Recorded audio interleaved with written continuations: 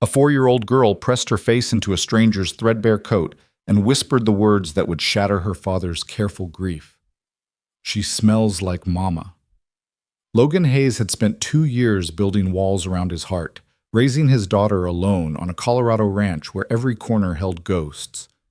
But when Mara Linwood stumbled onto his land with nothing but a baby in her arms and desperation in her eyes, Daisy saw what he refused to see, a second chance neither of them were looking for.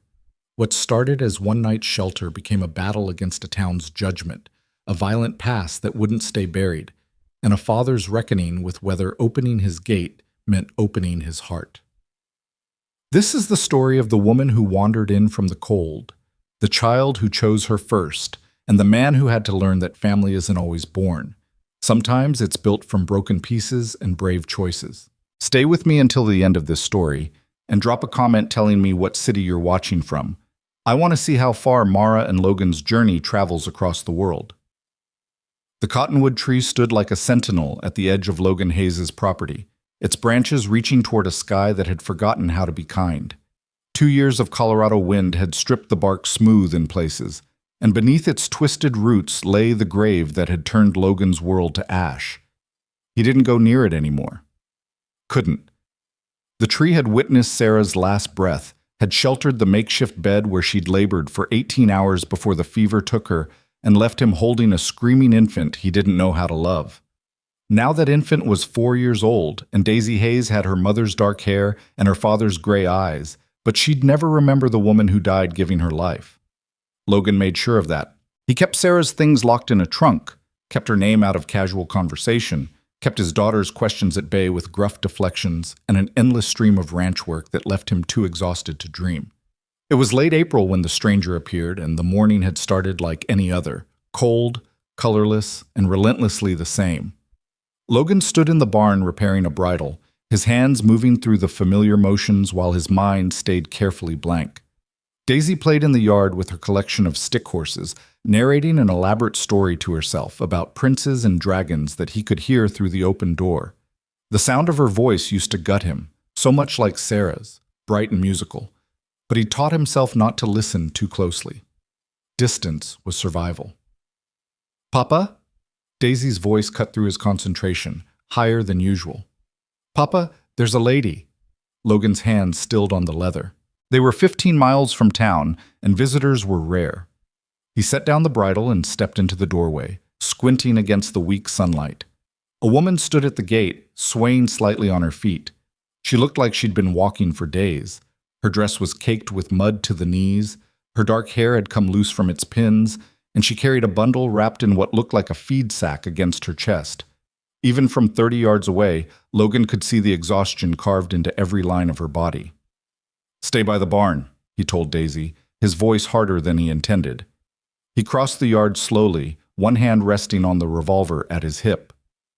Colorado territory was still raw country in 1876, and a lone woman on foot this far from civilization usually meant trouble following close behind. As he approached, the woman lifted her head. Her face was pale beneath a layer of trail dust, her eyes red-rimmed but steady. She couldn't have been more than 25, though hardship had aged her around the edges. "I'm not here to cause problems," she said before he could speak. Her voice was hoarse, like she'd been breathing cold air for too long. "I just need—" She paused, swallowed hard. "I need some food for my baby, and maybe a place in your barn tonight. Just tonight. I'll be gone by morning." The bundle in her arms stirred, and Logan caught a glimpse of a tiny fist, skin red and chapped from exposure. The child couldn't have been more than 6 months old. "Where's your husband?" Logan asked, though he already knew the answer from the way she flinched. "Gone." The word came out flat, final. "I've been walking for 3 days.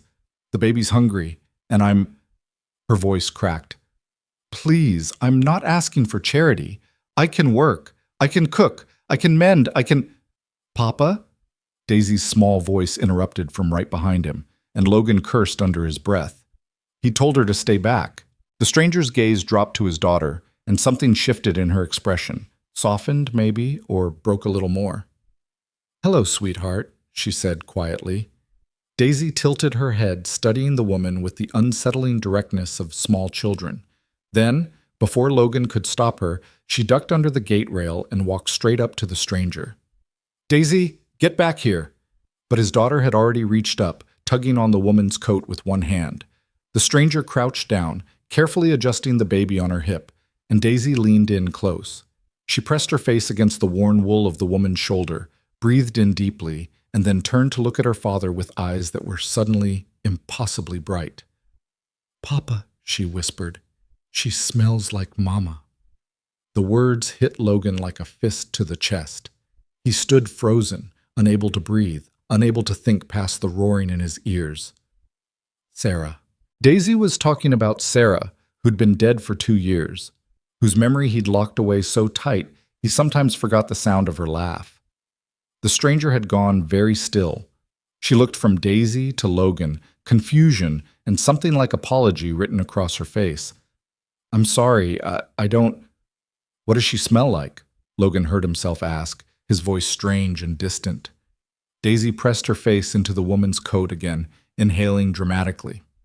"Soap," she announced, "and bread, and the fire smoke, like when Mama made biscuits in the morning." She looked up at the stranger with absolute certainty. "You smell like Mama." Logan's throat closed. Sarah had always smelled like those things. Lye soap because they made their own. Wood smoke because the cabin was small and the stove was always burning. Flour and yeast because she'd baked every morning before dawn. He'd forgotten that, had locked it away with everything else. And now this hollow-eyed stranger carried the same sense, and his daughter was looking at him like he'd been given a gift he didn't know what to do with. The woman started to stand, to apologize again, but Logan raised his hand to stop her. "What's your name?" he asked. She hesitated, like she wasn't sure honesty was safe. "Mara," she said finally. "Mara Linwood. This is Caleb." She shifted the baby slightly, showing Logan a small face with dark eyes and fever-flushed cheeks. "That child's sick." "I know." Mara's voice wavered. "I need to get him warm. That's why I'm asking. Just one night, Mr. Hayes. Logan Hayes." He looked at the baby, then at Daisy, still clutching Mara's coat, then at the cottonwood tree in the distance. Every instinct told him to send them away, to keep his walls intact, to protect himself from whatever chaos this woman might bring. But Daisy was smiling for the first time in weeks, and the baby was shivering, and Sarah would have been ashamed of him for even hesitating. "There's a bunkhouse," he said abruptly. "Hasn't been used in 2 seasons, but it's got a stove and a bed. You can stay there tonight, maybe a few nights if you work." He fixed Mara with a hard look. "I'll expect breakfast at dawn. You know how to make biscuits?" Relief flooded across Mara's face so completely that Logan had to look away.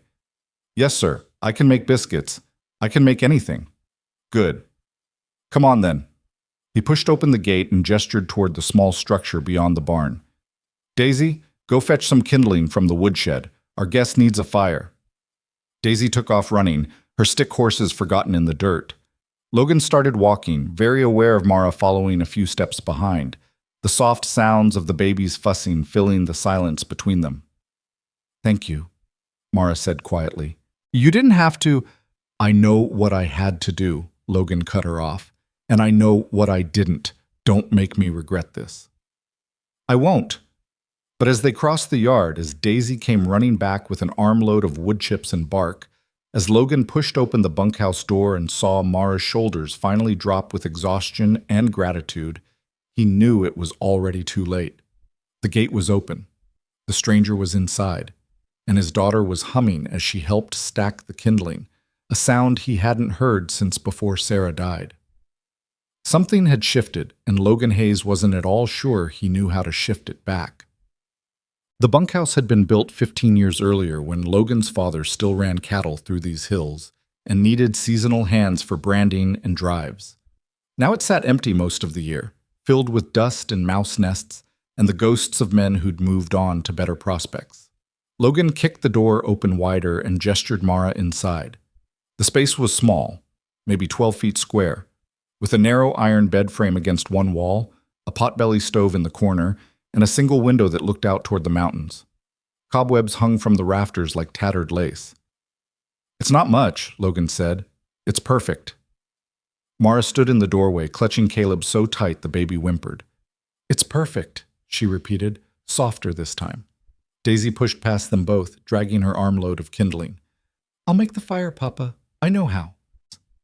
She dumped the wood near the stove and immediately started arranging it with the careful precision of a child who'd been taught well and wanted desperately to be useful. Logan watched his daughter work, feeling something uncomfortable shift in his chest. When had she gotten so competent? When had she learned to take charge of situations instead of waiting for him to do everything? Sarah would have been proud. The thought came unbidden, unwelcome. "I'll bring blankets," he said roughly, "and food." "You got a way to feed the baby?" Mara's face colored. "I'm nursing him. He's been fussy because I'm not eating enough, making enough milk, but if I could have some bread, some cheese, maybe some water, I'll bring it." Logan was already backing toward the door, suddenly desperate for space. The bunkhouse felt too small with all of them in it, the air too close. "Daisy, come on, let the lady rest." "But I haven't finished the fire," Daisy protested, looking up from her careful arrangement of kindling and wood chips. "I can finish it, sweetheart," Mara said gently, lowering herself onto the edge of the bed with visible effort. "You've done the hard part." "Thank you." Daisy beamed like she'd been handed the moon. "You're welcome, Miss Mara." She pronounced the name carefully, formally. "Papa makes good biscuits, but his aren't as fluffy as Mama's used to be. Maybe you can teach him." Logan's jaw tightened. "Daisy, outside now." His daughter finally caught the edge in his voice. She scrambled to her feet and ran out, leaving Logan alone with the stranger who smelled like his dead wife and carried a baby she probably couldn't feed. Mara looked up at him, and for a moment they just stared at each other, two people wrecked by different storms standing in the ruins and not quite sure what to say. "I meant what I said," Mara told him. "I'll work. I'll earn my keep. You won't have to worry about me being dead weight." "Wasn't worried about that." Logan shifted his weight, uncomfortable. "Was worried about you bringing trouble." "I'm not bringing trouble." "You sure about that?" Mara's gaze dropped to Caleb, who'd quieted against her chest, his tiny mouth working in his sleep. "I left trouble behind," she said finally. "I'm just trying to outrun it now." Logan understood that better than he wanted to admit. "How long you been running?" "Since February." 4 words, and they carried the weight of months. "And before that?" "Before that, I was stupid enough to think love meant something." Mara's voice went flat, bitter. "I married a man who promised me a home. Ford Larkin. He brought me out to Colorado Territory, got me pregnant, and then decided he didn't want the burden of a family after all. Left me in a rented room in Denver with no money and a baby on the way. Landlord threw me out when I couldn't pay. I've been walking ever since." But Logan absorbed this information silently. It was a common enough story in the territories. Men chasing gold or cattle or freedom, abandoning their responsibilities when reality got harder than the dream. But hearing it laid out so plainly, seeing the exhaustion in Mara's face, made it real in a way that statistics and newspaper stories never did. "The baby's father," he said carefully. "This Ford Larkin. He know where you are?" "Last I heard, he was in the mining camps up north, chasing silver." Mara's mouth twisted. "He doesn't want Caleb. Told me that to my face, said he never wanted a child, and if I chose to keep the baby, that was my mistake to live with." "Bastard," Logan said, surprising himself with the vehemence. Mara looked up sharply, something almost like gratitude flickering in her eyes. "Yeah," she agreed softly. "He is." "Well," Logan cleared his throat, suddenly awkward. "You're here now, and I said you could stay a few days, so you will. But I need to know you're not going to steal from me, hurt my daughter, or bring that Larkin fellow down on my head looking for revenge." "I won't steal. I would never hurt Daisy. And Ford won't come looking. He made it clear he's done with both of us." Mara shifted Caleb higher on her shoulder, and the baby made a small, contented sound. "I just need some time to catch my breath. Figure out where to go next. Maybe find work in town. Save some money. Town's 15 miles east. Not much work for women except sewing or laundry or—" Logan stopped himself. "Other things. I've done laundry. I can sew. I'll find something." Mara's chin lifted. "I'm not afraid of hard work, Mr. Hayes. I'm just afraid of being on the road with my baby when the weather turns again." Logan nodded slowly. He understood survival, understood the calculations people made when they were desperate, and he could see in Mara's eyes that she was done apologizing for the choices that had kept her and her child alive. "All right then," he said. "Get the fire going. I'll bring you food and blankets. Tomorrow morning, you cook breakfast. We'll see how it goes from there." He turned to leave, but Mara's voice stopped him at the door. "Mr. Hayes, thank you, really. You didn't have to let us stay, and you did. That means—" Her voice caught. "That means more than I can say." Logan looked back at her, this tired woman with her sleeping baby, sitting on a dust-covered bed in a bunkhouse that smelled like old hay and loneliness. He thought about Daisy saying she smells like Mama, thought about the walls he'd built so carefully around his grief, thought about the way his daughter had smiled when Mara crouched down to her level. "Don't thank me yet," he said quietly. "You might hate it here by the end of the week." "I've hated worse places," Mara replied, and something about the simple honesty of it made Logan's throat tight. He left before she could see his face change, before she could ask questions he didn't want to answer. Outside, Daisy was waiting for him by the barn, hopping from foot to foot with barely contained excitement. "Is she staying, Papa? Is Miss Mara staying?" "For a few days," Logan said carefully. "She's going to help with cooking and such, but then she'll move on, so don't get attached." Daisy grabbed his hand, swinging it between them as they walked back toward the cabin. "She smells nice," she announced, "and her baby is cute.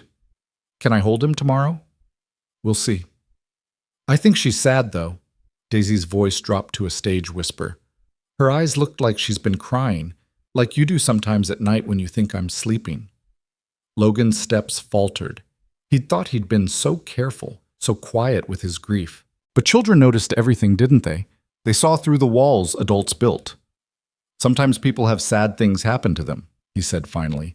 "But they get through it. They keep going." "Like us?" Daisy looked up at him with those two knowing gray eyes. "After Mama died?" "Yeah, sweetheart. Like us." They walked in silence for a moment, and then Daisy said very softly, "I think Mama would like Miss Mara. I think she'd want us to be nice to her." Logan stopped walking. He crouched down so he was eye level with his daughter, taking in her serious expression, the way she was trying so hard to be grown up and kind and good.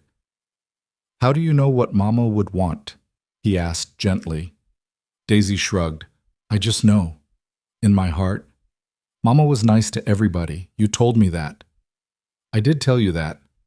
So we should be nice to Miss Mara, really nice, not just let her stay a few days nice." Daisy wrapped her small arms around Logan's neck. "Please, Papa."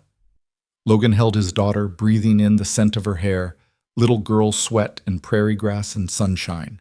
She was right. Sarah would have welcomed Mara without hesitation, would have fed her, given her fresh clothes, tended to the baby, and never once made her feel like a burden. Sarah had been good in ways Logan had never quite managed to be. "All right," he said quietly. "We'll be nice. Really nice." Daisy squeezed him tighter, and for just a moment, Logan let himself feel something other than the familiar ache of loss. Something that might have been hope if he'd been brave enough to name it. Logan brought blankets, bread, cheese, dried apples, and a jar of milk still cool from the spring house.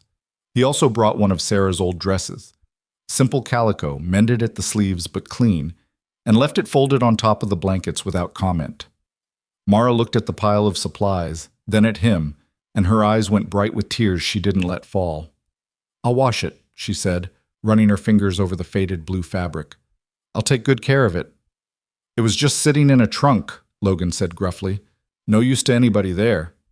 He left quickly before she could thank him again, before he had to think too hard about what it meant that he was giving away Sarah's things.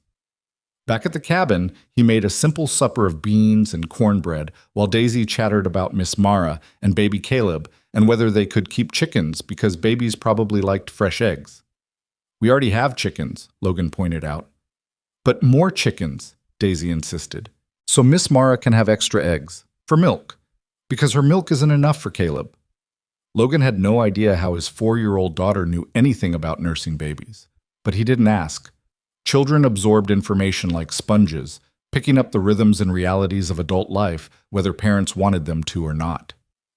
That night, Logan lay in his bed, the same bed he'd shared with Sarah, though he still slept only on his side, leaving hers empty, and listened to the sounds of the ranch.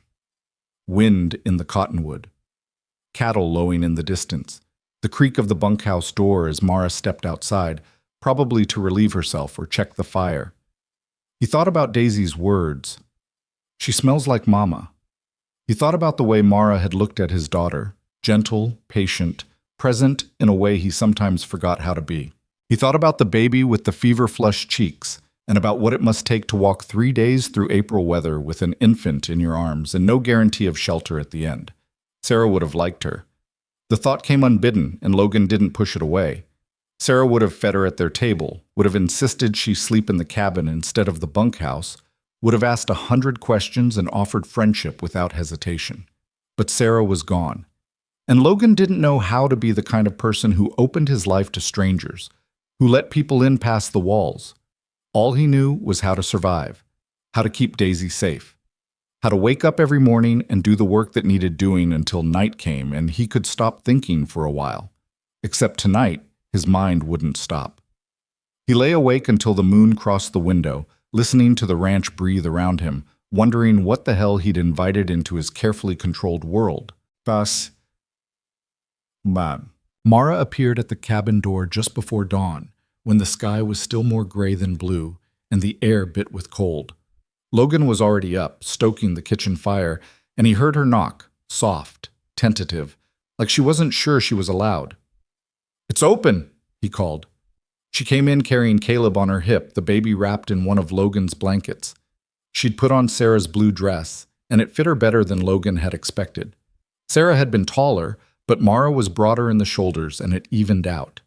She'd braided her dark hair and washed her face, and in the weak morning light she looked younger than she had yesterday, though no less tired. "Where's your flour?" she asked, getting straight to business. Logan gestured to the shelf. "Sugar's in the tin, lard in the crock, baking powder in the blue jar." Mara set Caleb in a wooden cradle near the fire, the same cradle Daisy had slept in as a baby, still standing in the corner because Logan had never been able to make himself put it away. The baby fussed for a moment, then settled when Mara gave him her knuckle to suck on. "He's cutting teeth," she explained, catching Logan's look. "Makes him miserable. I'd give him a cold cloth, but I'll get one." Logan wet a clean rag at the pump and wrung it out, handing it to Mara.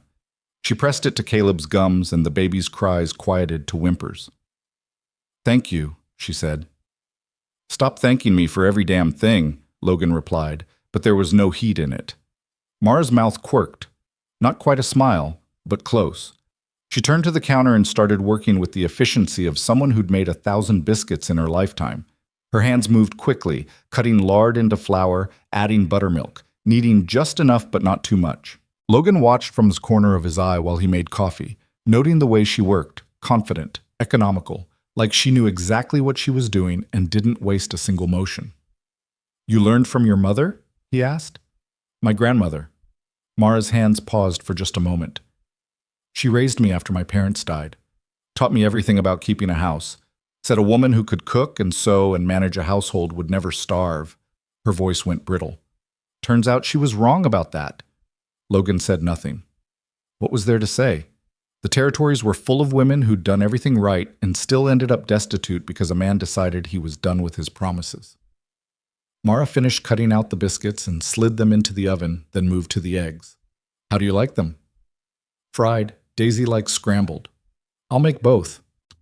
She cracked eggs into the pan Logan had already heated, and the smell of cooking food filled the small cabin. Butter and bread and coffee and life. It was the best the place had smelled in 2 years. Daisy appeared in the doorway of her small bedroom, rubbing her eyes. "Is breakfast ready? I'm starving." "Almost, sweetheart," Mara said, and Daisy's whole face lit up like Mara had promised her the stars. They ate at the rough-hewn table Logan had built the year he and Sarah got married. Daisy peppered Mara with questions. "Where did you come from? How old is Caleb? Do you like horses? Can you teach me to make biscuits?" And Mara answered each one patiently, never once telling the child to hush or slow down. Logan ate in silence, watching the way his daughter bloomed under Mara's attention. When was the last time he'd really talked to Daisy? When was the last time he'd asked her questions just to hear her talk? He'd been so focused on keeping them fed, keeping the ranch running, keeping his grief locked down, that he'd forgotten how to just be with her. Guilt sat heavy in his chest, tasteless and cold. "These are good," he said abruptly, gesturing to the biscuits. "Better than mine." Mara looked surprised. "Thank you." "Don't thank me. I'm just stating facts." Logan stood, carrying his plate to the basin. "After breakfast, you can start on the mending. There's a basket of clothes that need patching, Daisy's dresses, some of my work shirts. If you finish that, the hen house needs mucking out." "I can do that." "And tonight, I'll expect supper. Stew, maybe. There's beef hanging in the cold shed." "All right." Mara met his eyes steadily.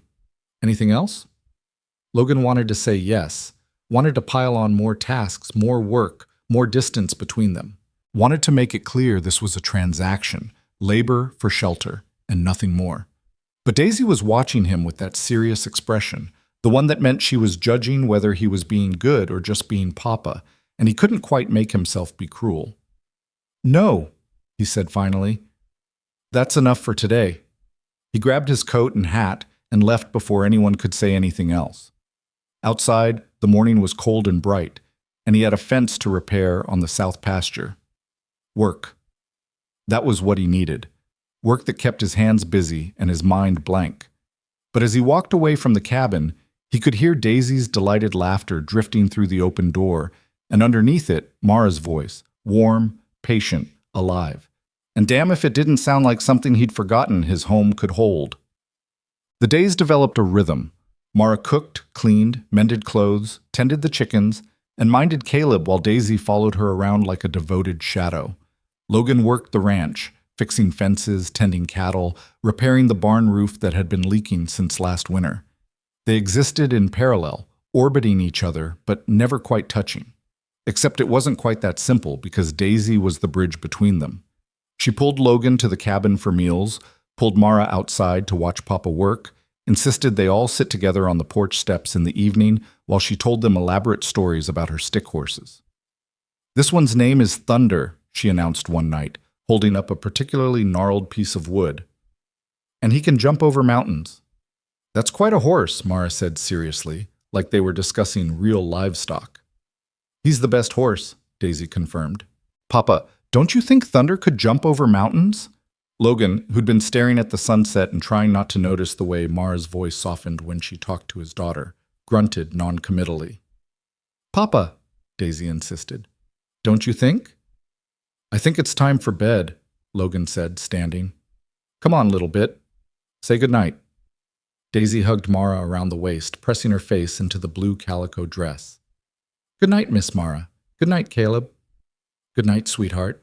Mara smoothed Daisy's hair, and the gesture was so natural, so instinctive, that Logan had to look away. He carried Daisy inside, tucked her into bed, and listened to her prayers. "Bless Papa, bless Miss Mara, bless baby Caleb, bless the chickens and the horses and Thunder who can jump over mountains." When he came back outside, Mara was still sitting on the steps, Caleb asleep against her shoulder. "She's a wonderful child," Mara said quietly. "She is." Logan leaned against the porch post, not quite sitting, but not leaving either. "You're good with her." "She's easy to be good with." They fell into silence, and it should have been uncomfortable, but somehow wasn't. The night was cool and clear, stars beginning to show in the deepening sky, and Logan found himself remembering other nights like this. Sitting with Sarah, talking about nothing and everything, feeling like the world was exactly the right size. "Can I ask you something?" Mara's voice broke through his thoughts. "Depends what you're asking." "Why did you let me stay? Really?" She looked up at him, her face shadowed but her eyes clear. "You don't seem like a man who takes in strays out of the goodness of his heart." Logan considered lying, considered saying it was just Christian duty or common decency, but something about the way Mara was looking at him made him want to tell the truth. "My daughter said you smelled like her mama," he said slowly, "and I saw the way she looked at you, like she'd been waiting for someone to see her, really see her, and finally someone did." He paused, the words coming harder now. "I haven't been enough for Daisy, not since Sarah died. I keep her fed and safe, but I can't." He stopped, frustrated with himself. You can't be everything she lost, Mara finished gently. No. Logan's voice was rough. I can't. And I saw you with her, and I thought maybe... He broke off again, shaking his head. Hell, I don't know what I thought. You thought maybe I could help. Mara shifted Caleb slightly. Maybe I could be something you're not able to be right now. Something like that. And what happens when I leave? The question was soft, but sharp. What happens to Daisy when she gets attached, and then I move on? Logan had no answer for that. He'd been trying not to think about it, trying to stay in the present where Daisy was happy, and the cabin smelled like good food, and he could sometimes go a whole hour without feeling like his chest was being crushed. I don't know, he admitted. Mara was quiet for a long time. Then she said, I don't want to hurt her, or you. I know what it's like to lose someone. To have them promise they'll stay and then leave anyway. She looked down at Caleb. I won't make promises I can't keep. Then don't make any promises, Logan said. Just stay as long as you need to, and when it's time to go, we'll figure it out. That's simple? Nothing's simple. Logan pushed off the porch post. But it's the best I can offer. He went inside before Mara could respond, before he could say something else that felt too honest, too raw. But later, lying in his empty bed, he thought about her question, what happens when she leaves? And he realized, with a sinking feeling in his gut, that he didn't want to find out. But Sunday came, and with it the expectation of church. Logan hadn't been to services since Sarah's funeral, couldn't stomach the sympathetic looks, the whispered prayers, the way people talked about God's plan like there was any plan that made sense of a woman dying in childbirth. But Daisy liked church, liked the hymns and the stories and the other children, and he'd promised himself he'd raise her with faith even if his own had been buried under the cottonwood tree. The question was what to do about Mara. We're going to town, he told her over breakfast. Church, and then supplies. You can come if you want, or stay here. Mara's expression shuddered immediately. I'll stay. Why? Daisy asked, looking stricken. Don't you want to see the town? There's a mercantile with penny candy. I'm sure it's lovely, sweetheart, but... Mara glanced at Logan, then away. I don't think people would want me at their church. Why not? Daisy was genuinely confused, and Logan saw the moment Mara realized she couldn't explain without explaining everything. The absent husband, the baby born out of wedlock in the eyes of any congregation, the way small towns looked at women like her. Because, Mara said carefully, I'm a stranger, and I have Caleb, and people might have questions I don't want to answer. Logan set down his coffee cup. He'd been thinking about this for days, ever since he realized Mara wasn't just passing through, ever since he understood that if she stayed, the town would eventually see her, would talk about her, would make their judgments. And he decided, somewhere in the quiet hours between midnight and dawn, that he didn't give a damn what they thought. You're not a stranger, he said flatly. You're working for me. You're staying in my bunkhouse, helping with my daughter, and earning your keep. Anyone has a problem with that, they can take it up with me. Mara stared at him. Mr. Hayes, Logan, if we're going to do this, you might as well use my name. He stood, pushing his chair back. Get ready. We leave in an hour. He walked out before she could argue, before he could second-guess the decision. Behind him, he heard Daisy's excited chatter. Miss Mara, you can wear Mama's Sunday dress. It's blue, and it's so pretty, and I'll show you where we sit and you can hold my hand during the singing, and something in his chest loosened just slightly. This was the right thing to do. Sarah would have done it without hesitation, and if he was going to let Mara into their lives even temporarily, she deserved to know she wasn't some shameful secret to be hidden away. The town of Coldwater Springs sat in a valley 15 miles east, a collection of weathered buildings and dirt streets that served the scattered ranches and mining camps in the territory.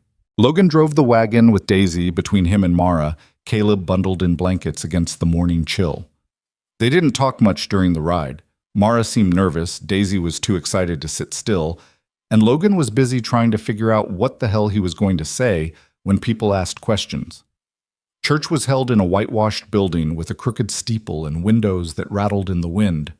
Logan helped Mara down from the wagon, and he could feel eyes on them immediately. Widow Johnston from the boarding house, The Millers who ran the general store, half a dozen ranch families he knew by name. Their gazes went from Logan to Mara to the baby, and he could practically see the gossip forming. "Ignore them," he muttered, offering Mara his arm. She took it hesitantly, and they walked into church together, Daisy skipping ahead. The pews were hard wood, the walls bare except for a simple cross, and Reverend Pierce stood at the front looking surprised to see Logan Hayes darken his doorway again. "Logan," the Reverend said warmly, "good to see you, son. And who's this?" "Mara Linwood," Logan said before Mara could introduce herself. "She's helping me with the ranch. This is her boy Caleb." Reverend Pierce's gaze sharpened slightly. He was a kind man, but he wasn't stupid. He could read between lines as well as anyone. But to his credit, he simply nodded and said, "Welcome, Miss Linwood. Any friend of Logan's is welcome here." They sat in the back pew, Daisy squeezed between them, and Logan could feel the weight of stares on his shoulders. He kept his eyes forward, kept his jaw set, and silently dared anyone to say a single word. The service passed in a blur of hymns and scripture, and then they were outside again, people milling around in the sunshine, and Logan knew the reckoning was coming. It arrived in the form of Martha Green, a steel-haired widow who ran the church ladies' auxiliary with an iron fist and considered herself the moral compass of Coldwater Springs. "Logan Hayes," she said, her voice carrying across the churchyard. "I'd like a word." Here we go, Logan thought. He turned to face her, very aware of Mara standing beside him, very aware of Daisy clutching Mara's hand. "Mrs. Green," he said evenly, "I couldn't help but notice you've brought a guest to services." Martha's eyes went to Mara, assessing and cold. "I don't believe we've been introduced." "Mara Linwood," Logan said. "She's working for me." "I see." Martha's gaze dropped to Caleb, still sleeping in Mara's arms. "And the child?" "Is her son," Logan said, his voice dropping into something dangerous. "Is there a question in there, Mrs. Green?" Martha's mouth thinned. "I'm simply concerned about appearances, Logan. A single woman living on your ranch without a proper chaperone, people will talk. Let them talk. But think of your daughter. Think of what example." "So I am thinking of my daughter," Logan cut her off. "I'm thinking she deserves to have someone who treats her with kindness, who cooks meals and tells her stories and doesn't look at her like she's a burden. That's the example Miss Linwood is setting. And if you have a problem with that, you can take it up with me in private instead of making a scene in the churchyard." Martha's face went red. "Well, I never—" "No, you probably never," Logan agreed. "Miss Linwood is under my protection. She's working honestly, living honorably, and raising her child as best she can. If that's not Christian enough for you, maybe you need to go back inside and listen to the sermon again." He took Mara's elbow and steered her toward the wagon, Daisy trailing behind them, before Martha could sputter out a response. Behind them, Logan could hear the buzz of conversation, the shocked whispers, and he didn't care. Didn't care at all. At the wagon, Mara finally found her voice. "You didn't have to do that." "Yeah, I did." Logan lifted Daisy into the back, then helped Mara up. "I brought you here. That means I vouch for you, and I don't vouch for people I'm ashamed of." Mara's eyes went bright with tears. She blinked back quickly. "Thank you," she whispered. Logan climbed up beside her, took the reins, and clicked to the horses. As they pulled away from the church, Daisy leaned forward between them. "Papa?" she said quietly. "What Mrs. Green said. About people talking. Are they going to be mean to Miss Mara?" "Some might be," Logan admitted. "People talk when they don't understand something, when they're scared of change." "But we're not scared of Miss Mara." "No, sweetheart, we're not." Daisy nodded seriously, then turned to Mara. "I won't let anybody be mean to you," she announced.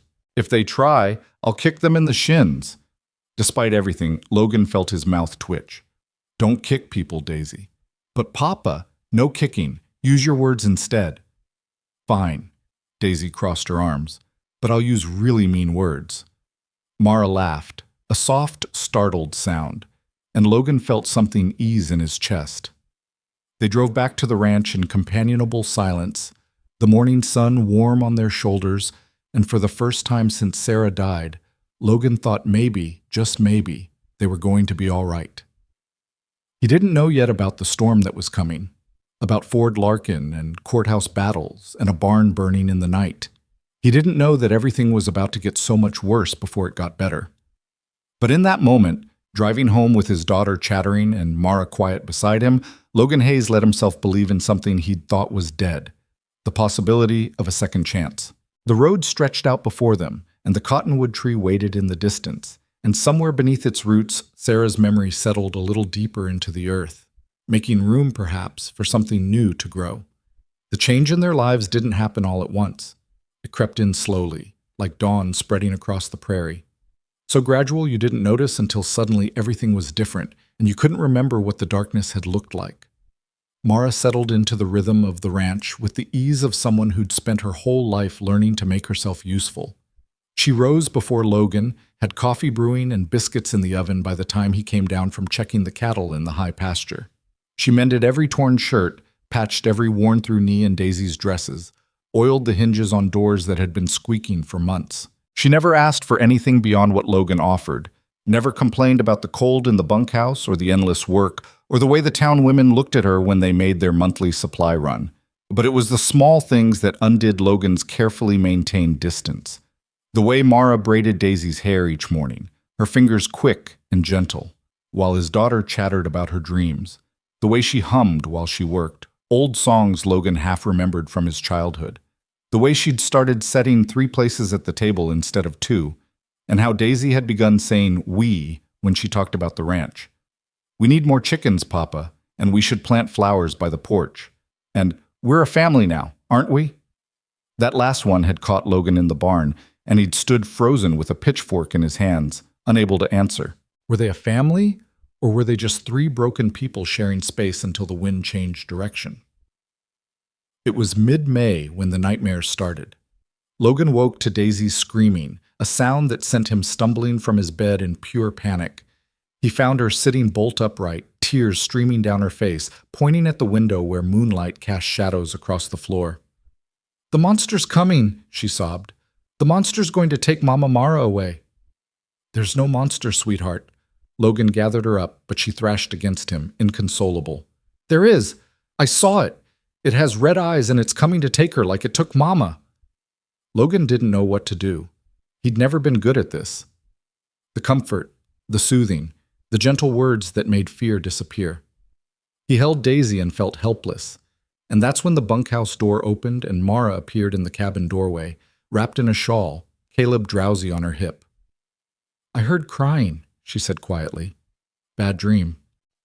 Logan's voice was rough. "She thinks—" He couldn't finish. Mara crossed to them without hesitation. She set Caleb in the cradle, then sat on the edge of Daisy's bed and opened her arms. "Come here, sweet girl." Daisy launched herself from Logan's lap into Mara's embrace, burying her face in Mara's shoulder. "Don't let the monster take you," she wailed. "Please don't go away." "Oh, honey." Mara rocked her slowly, one hand smoothing Daisy's tangled hair. "I'm not going anywhere. The monster can't get me. You know why?" Daisy shook her head against Mara's neck. "Because I'm protected by the fiercest little girl in all of Colorado. She has a stick horse named Thunder who can jump over mountains, and as long as she's here, no monster would dare come close." Mara's voice was soft but steady, carrying absolute conviction. "And besides, your papa is the strongest man I've ever met. You think he'd let anything bad happen to us?" Daisy pulled back enough to look at Logan, her eyes red and wet. "Papa won't let the monster come?" Logan's throat was tight. He knelt beside the bed, taking Daisy's small hand in his. "No monster's getting past me," he said. "I promise." "And I promise I'm not leaving," Mara added. Then she paused, and Logan saw her realize what she'd just said, the promise she'd told him she wouldn't make. Her eyes met his over Daisy's head, uncertain. Logan gave the smallest nod. Whatever happened, they'd deal with it. But right now, his daughter needed to feel safe. Mara stayed until Daisy fell back asleep, singing old lullabies in a voice that wasn't quite on key, but was somehow perfect anyway.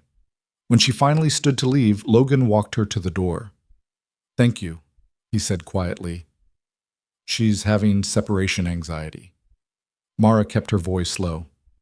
"She lost her mother, and now she's afraid of losing me too. It's normal, but..." She hesitated. "Logan, I meant what I said about staying. I know I told you I wouldn't make promises, but I know." Logan found himself standing closer than he'd intended, close enough to catch that scent Daisy had noticed, soap and wood smoke and something indefinably warm. Things change. "Yeah." Mara looked up at him, and in the moonlight her face was soft, vulnerable. "They do." For a moment they just stood there, and Logan felt something shift between them. Something that wasn't quite friendship, but wasn't quite anything else either. Something that made his heart beat faster and his hands want to reach for her. He stepped back before he could do something stupid. "Get some sleep. Morning comes early." Mara nodded and slipped out into the night, and Logan stood in the doorway watching her cross the yard to the bunkhouse, telling himself he was just making sure she got back safely. That it had nothing to do with the way her silhouette moved through the darkness, or the way her voice still echoed in his head, or the fact that for the first time in 2 years he'd felt something other than grief when he looked at a woman. He closed the door and leaned against it, breathing hard. This was dangerous. This feeling creeping through his chest, warming places he'd thought were frozen solid. He couldn't afford it. Couldn't afford to open himself up again. Couldn't survive another loss. But when he climbed back into bed, he found himself thinking about Mara's promise. About the way she'd held Daisy, the certainty in her voice. About the fact that she'd said us when she talked about Logan protecting them, like they were already something more than employer and employee. Sleep was a long time coming. The next morning, Logan found Daisy and Mara in the garden plot behind the cabin. Mara had her skirts tied up, dirt on her knees, showing Daisy how to plant seeds in neat rows. Caleb lay on a blanket nearby, grabbing at dandelion fluff and gurgling contentedly. "We're making a vegetable garden," Daisy announced when she saw Logan. "Mama Mara says we can have tomatoes and beans and squash, and I get to water them every day." Logan noticed the nickname had stuck, Mama Mara instead of Miss Mara, and he saw the way Mara's hands hesitated at hearing it, like she wasn't sure if she should correct the child or let it be. "That's good," Logan said. "We could use fresh vegetables." "I hope it's all right," Mara said, not quite meeting his eyes. "I found some old seed packets in the barn, and I thought, it's fine." Logan crouched down beside them, examining their work.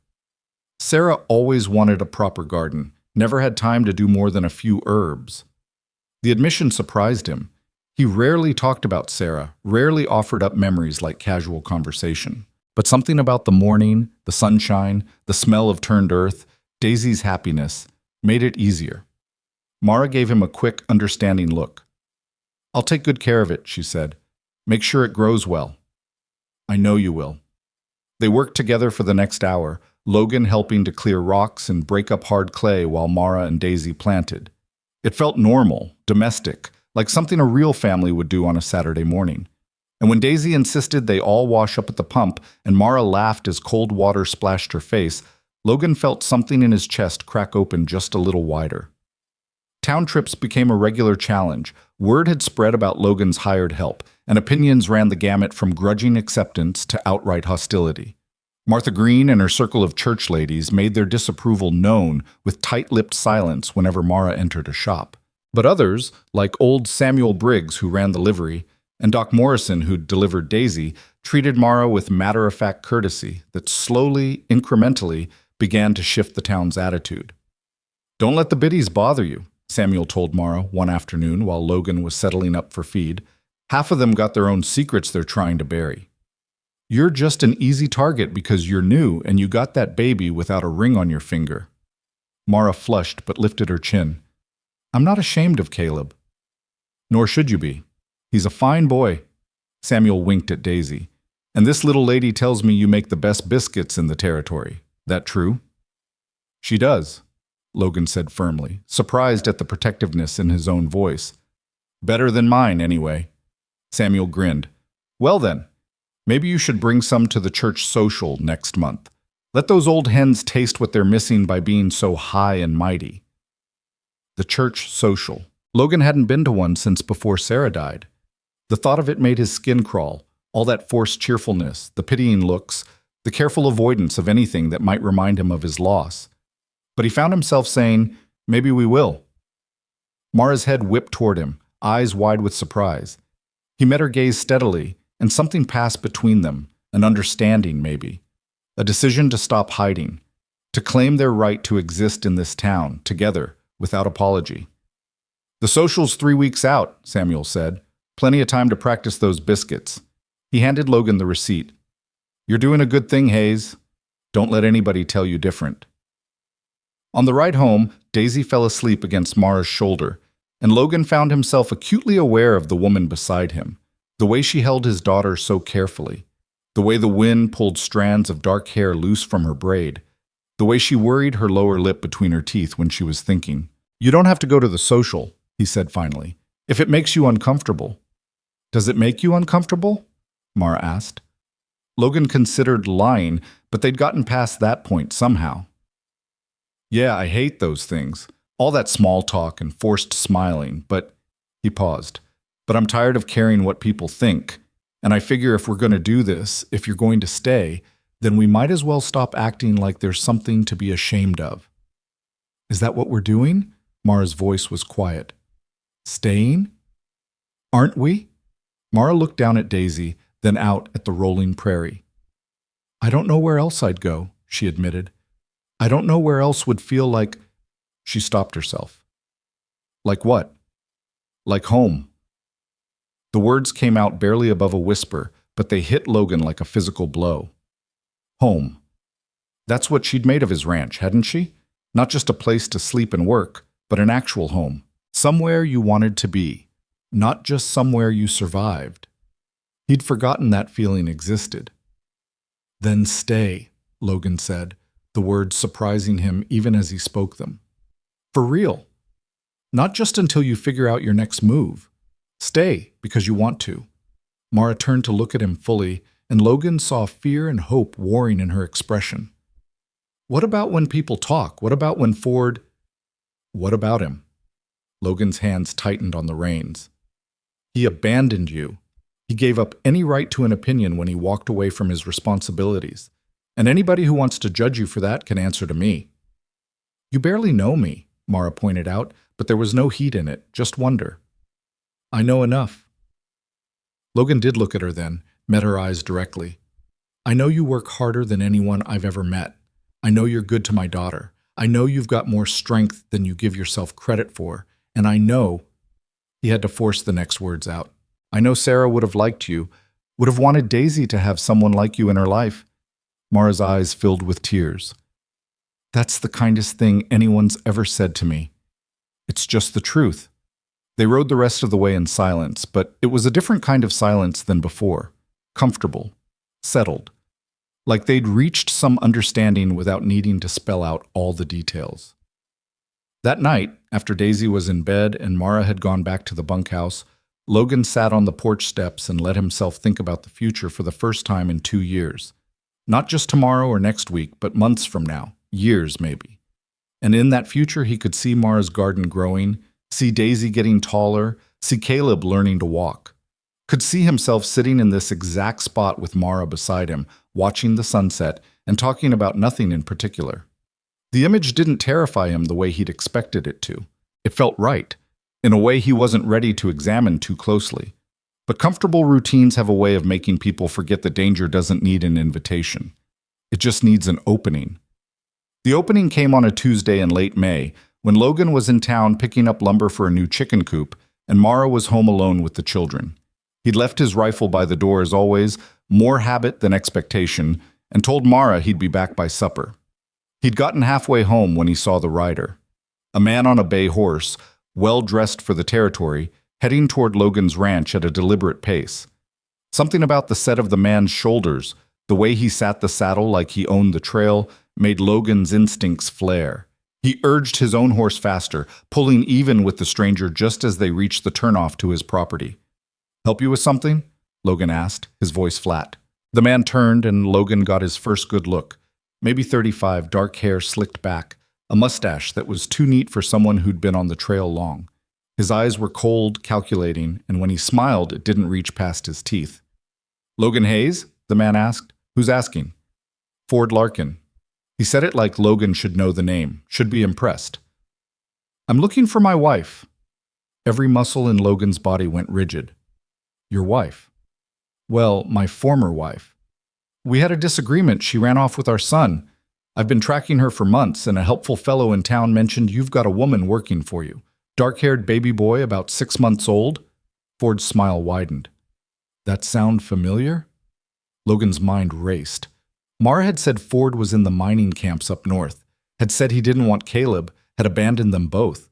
But here he was, dressed like a man with money, talking about his son like he gave a damn.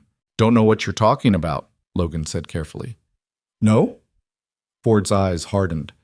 Because I'm pretty sure you're lying, and I'm pretty sure that's my boy on your property right now. My property, actually, a man's got rights to his own child, doesn't he? A man who abandons his wife and baby doesn't have rights to shit, Logan said, his hand moving toward his hip. And even if I knew this woman you're talking about, I sure as hell wouldn't hand her over to someone like you. Ford's expression went cold. I'm trying to be reasonable here, Hayes. I don't want trouble. I just want what's mine. So here's what's going to happen. You're going to take me to your ranch, I'm going to collect Mara and Caleb, and we're going to ride away nice and peaceful. Or, he rested his hand on his own revolver. We can do this the hard way. Logan measured the distance between them, calculated his chances. Ford was armed, but so was Logan. Ford had surprise on his side, but Logan had rage, cold, clean rage at the thought of this bastard anywhere near Mara and the baby. Get off my land, Logan said quietly, and don't come back. Can't do that. Ford started to draw his gun, but Logan was faster. He had his revolver out and aimed before Ford cleared leather, and the other man froze. I said get off my land. Logan's voice was deadly calm. You go back to whatever hole you crawled out of, and you forget you ever heard about anyone working for me. Because if I see you near my ranch, near Mara, or near that baby, I will put a bullet in you and sleep just fine afterward. We clear? Ford's face twisted with anger, but he wasn't stupid enough to draw on an aimed gun. He slowly raised his hands, then turned his horse. This isn't over, he said. I've got rights, Hayes. Legal rights. And I've got money for lawyers. You can't keep her from me forever. Watch me. Ford spurred his horse and rode off, but Logan knew it wasn't really over. Men like that didn't give up when they decided they wanted something. And for whatever reason, Ford Larkin had decided he wanted Caleb back. Logan rode hard for the ranch, his mind spinning. He had to warn Mara, had to figure out how to protect her, had to... The cabin came into view, peaceful in the late afternoon sun. Mara was hanging laundry on the line, Caleb in a basket at her feet, Daisy running circles around them both. The scene was so normal, so domestic, that it made Logan's chest ache. He dismounted before his horse had fully stopped, and Mara looked up, her smile fading when she saw his face. What happened? She asked, coming toward him immediately. Ford. Logan glanced at Daisy, who was watching them with worried eyes.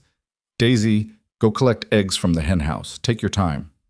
But, Papa, now, sweetheart. Daisy ran off, and Logan turned to Mara. Ford Larkin showed up on the road. He's looking for you and Caleb. Says he has rights to the boy. All the color drained from Mara's face. No, he said he didn't want Caleb. He said, her voice broke. Why now? Why come back now? I don't know, but he mentioned lawyers, legal rights. Logan took her shoulders, forcing her to look at him. Mara, did you ever legally separate? Get a divorce? There was no marriage to divorce. Mara's words came out rushed, panicked. We had a ceremony, but he never filed the papers. Said he'd do it later, but later never came. I wasn't legally married when I left him, and Caleb... She looked down at the baby, her eyes filling with tears. Caleb doesn't even have Ford's name on any records. There are no records. I had him alone in a boarding house. There's no proof Ford is his father except my word. Logan processed this. So legally, you're a single mother with a bastard child. Mara flinched at the harsh word, but nodded. Yes. And if Ford tries to claim Caleb, he'd have to prove paternity. He'd have to prove he didn't abandon us first, Mara said, some steel returning to her voice. He'd have to explain why he left a pregnant woman with no money and no support. But Logan... She grabbed his arms. He said he has money for lawyers. I don't. I have nothing. If he takes this to court, I'll lose. The law doesn't care about women like me. It cares about men with money and connections. Logan knew she was right. He'd seen it before. Territorial law was designed by men, for men, and women had few protections when it came to custody battles, especially women without husbands, without property, without power. But Mara wasn't alone anymore. And Logan Hayes might not have been much, but he had land, he had standing in the community, and he'd be damned if he let Ford Larkin take anything that belonged in his house. "He's not taking Caleb," Logan said firmly. "I won't let him." "How can you stop him?" Logan didn't have an answer yet, but he would find one. He had to. That night, they sat at the table long after Daisy was asleep, talking in low voices about options and strategies and terrible possibilities. Mara told him everything, every detail of her time with Ford, every promise he'd made and broken, every moment that had led her to walk away with a baby in her arms, and nothing else. "He was charming at first," she said, staring into her coffee. "Told me I was beautiful, that he'd take care of me, that we'd build a life together out here. My grandmother had just died, I was alone, and I believed him. God help me, I believed every word." "That's not your fault." "Isn't it?" Mara's laugh was bitter. "I should have seen through him. Should have known men like that don't change. They just get better at hiding what they are." "What changed?" Logan asked. "What made him decide he wanted Caleb now?" "I don't know." Mara shook her head. "Maybe he's in debt. Maybe he thinks he can use Caleb to get money somehow. Or maybe—" She stopped, her face going pale. "What?" "Maybe someone told him I found a place here, found stability, and maybe he can't stand that." Her voice dropped. "Ford didn't want me or Caleb, but he also can't stand the idea of me being happy without him. He's the kind of man who'd rather destroy something than let someone else have it." Logan felt cold rage settle in his bones.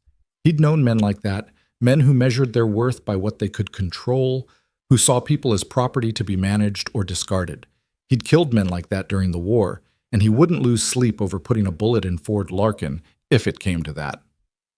"We need to be smart about this," he said. "We need to document everything, your story, witnesses who can vouch for your character, proof that you've been providing for Caleb. Doc Morrison examined the baby when you first came, didn't he? Had a fever?" Mara nodded. "He said Caleb was malnourished, that I'd probably saved his life by getting him somewhere warm and getting food in me so I could nurse him properly." "Good. We'll get a written statement. And Samuel at the livery, he likes you. Reverend Pierce, too, even though you haven't been to church much. We'll build a case that shows you're a good mother doing right by your child." "And what about Ford's case?" Mara's voice was small. "What about when he stands up and says he's the father, he has rights, and I'm just a woman who ran away with his son?" Logan reached across the table and took her hand. Her fingers were cold, trembling slightly, and he wrapped them in his larger, calloused grip. "Then we make sure everyone knows the truth," he said, "about how he abandoned you, about how you've been caring for Caleb alone, about how you've made a good life here, and how taking Caleb away from the only stability he's ever known would be cruel." "Courts don't care about cruel," Mara whispered. "Not when it's a man's rights versus a woman's wants." She was right, and they both knew it. But Logan wouldn't accept that Ford Larkin could ride in and tear apart what they'd built, what Mara had built through sheer determination and love. "Then we'll fight anyway," Logan said. "And if the law won't protect you, then I will." Mara's eyes met his, and in them Logan saw fear and hope, and something else, something that made his heart beat faster. Trust. She trusted him. Despite everything, despite knowing him for barely a month, she trusted him to stand between her and the darkness. "Why are you doing this?" she asked quietly. "Why risk so much for me and Caleb?" Logan could have given her a dozen practical answers, could have talked about Daisy's happiness, or doing the right thing, or Christian charity. But sitting there in the lamplight with her hand in his, he found he was tired of hiding from the truth. "Because when I look at you," he said slowly, "I see someone worth fighting for, and because my daughter loves you, and because—" He took a breath. "Because somewhere along the way, you stopped being the stranger who showed up at my gate and became part of what makes this place home." Mara's breath caught. Tears spilled down her cheeks, and she didn't bother to wipe them away. "Logan, I'm not saying this right," he interrupted, feeling clumsy and exposed. I'm not good with words, but Sarah's been gone 2 years, and I thought I'd buried everything good with her. Thought I'd never feel anything again except the work and the grief.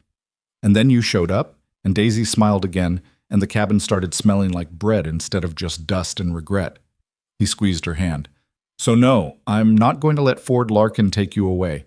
Not without a fight that'll make him wish he'd stayed in whatever hole he crawled out of. Mara stood, came around the table, and before Logan could react, she'd wrapped her arms around him. He froze for a moment. It had been so long since anyone had held him like this, since anyone had offered comfort instead of needing it. And then his arms came up and held her back. She smelled like soap and wood smoke and flour. She smelled like home. And standing there in his kitchen with her face pressed against his shoulder, Logan Hayes let himself admit something he'd been fighting for weeks.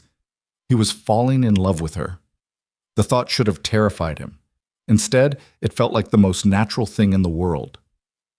They stood like that for a long moment, neither speaking, and then Mara pulled back just enough to look up at him. Thank you, she said, for everything, for taking me in, for defending me, for, her voice caught, for seeing me. Not just as someone who works for you or someone who needs help, but as a person who matters. You do matter. Logan's voice was rough. More than you know. Their faces were close enough that Logan could see the flecks of gold in Mara's brown eyes, close enough to feel her breath against his jaw. For a heartbeat, he thought about closing the distance, about finding out if her lips were as soft as they looked. But Caleb chose that moment to cry out from his basket, breaking the spell. Mara stepped back quickly, flushing, and went to pick up the baby. I should go, she said, not quite meeting Logan's eyes. It's late, and tomorrow we need to start gathering those statements you mentioned. Yeah. Logan's voice came out rougher than intended. Tomorrow. Mara gathered Caleb and his blankets, and Logan walked her to the door like he always did. But tonight felt different. Tonight felt like they'd crossed some invisible line, and neither of them was quite sure what it meant or where it led. At the bunkhouse door, Mara turned back. Logan, I'm glad I knocked on your gate that day. Whatever happens with Ford, whatever the future holds, I'm glad I found you. Me too, Logan said simply. She smiled, a real smile that lit up her whole face, and then she was gone, slipping inside with Caleb. Logan stood in the yard for a long time, looking up at the stars, thinking about the woman in his bunkhouse and the man who wanted to take her away. Ford Larkin didn't know what he was up against, didn't know that Logan Hayes had already lost everything once, and the thought of losing it again made him capable of things he'd never considered before. War had taught Logan how to kill. Grief had taught him how to survive. But Mara and Daisy were teaching him something harder. How to live again. How to hope. How to love. And he'd be damned if he lost that lesson before he'd fully learned it. The storm was coming. Logan could feel it in his bones, could see it in the way the wind shifted directions. But he wasn't the same man who'd opened that gate 6 weeks ago. That man had been broken, barely holding himself together.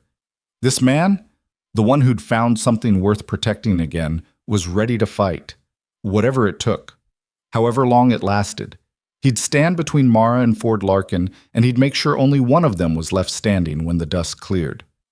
The first blow came 3 days later, delivered not with fists, but with paper and ink. Logan was repairing fence posts when he saw the rider approaching, not Ford this time, but a thin man in a dusty suit carrying a leather satchel that marked him as someone official, someone who brought trouble in triplicate. Logan Hayes, the man called out, dismounting with the careful movements of someone unused to long rides. That's me. The man pulled papers from his satchel, unfolding them with practiced efficiency. I'm Edward Frost, clerk for the Territorial Court. I have a summons for one Mara Linwood regarding custody of the minor child Caleb Larkin. Is Miss Linwood present? Logan's blood went cold. What kind of summons? Ford Larkin has filed for full custody of his son, citing abandonment and moral unfitness of the mother. Miss Linwood is required to appear before Judge Holloway in Coldwater Springs on June 15th at 10 o'clock in the morning. Failure to appear will result in automatic judgment in favor of the plaintiff. Frost held out the papers. Can you ensure she receives these? Logan took the summons with hands that wanted to shake. She'll get them. The judge is fair, Frost said, mounting his horse again. But I'll tell you straight, territorial law favors fathers in these matters. Miss Linwood would do well to have representation and character witnesses. He tipped his hat. Good day, Mr. Hayes. Logan stood holding the papers long after the clerk disappeared down the road. June 15th, 2.5 weeks. Ford hadn't wasted any time, and he'd been smart about it, filing in the territorial court where he'd have better odds than trying to appeal to local sentiment. He found Mara in the cabin teaching Daisy how to churn butter, both of them laughing at the way Daisy's small arms struggled with the paddle. The sound died when they saw his face. What is it? Mara asked, setting down the churn immediately. Logan handed her the papers without a word. He watched the color drain from her face as she read, watched her hands begin to tremble, watched her sink into a chair like her legs wouldn't hold her anymore. He's actually doing it, she whispered. He's actually trying to take Caleb. We knew he would. Logan crouched beside her chair. But we're ready, remember? We've got Doc Morrison's statement about Caleb's condition when you arrived. We've got Reverend Pierce willing to testify to your character. Samuel at the livery, the Johnsons from the next ranch over who saw you at church. It won't be enough. Mara's voice was flat, dead. You know it won't be enough. The law says children belong to their fathers. The law says unmarried mothers have no rights. The law... Her breath hitched. The law was written by men like Ford who think women and children are property to be divided up like livestock. Papa? Daisy's small voice cut through the tension. Is Miss Mara going away? No, sweetheart. Logan tried to keep his voice steady. No one's going anywhere. But Daisy wasn't stupid.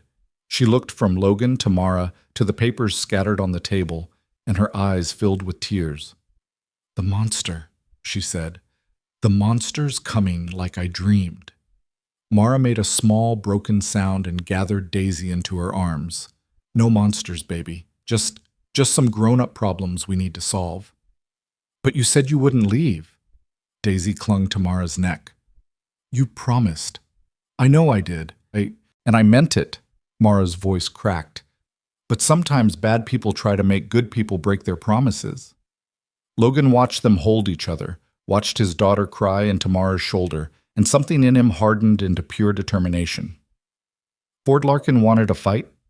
He'd get one, and Logan would make damn sure the bastard regretted ever coming back. That night, Logan rode into town and found the one person he trusted to help navigate the legal mess they were facing. Doc Morrison lived above his office, a confirmed bachelor who'd been practicing medicine in Coldwater Springs since before the war.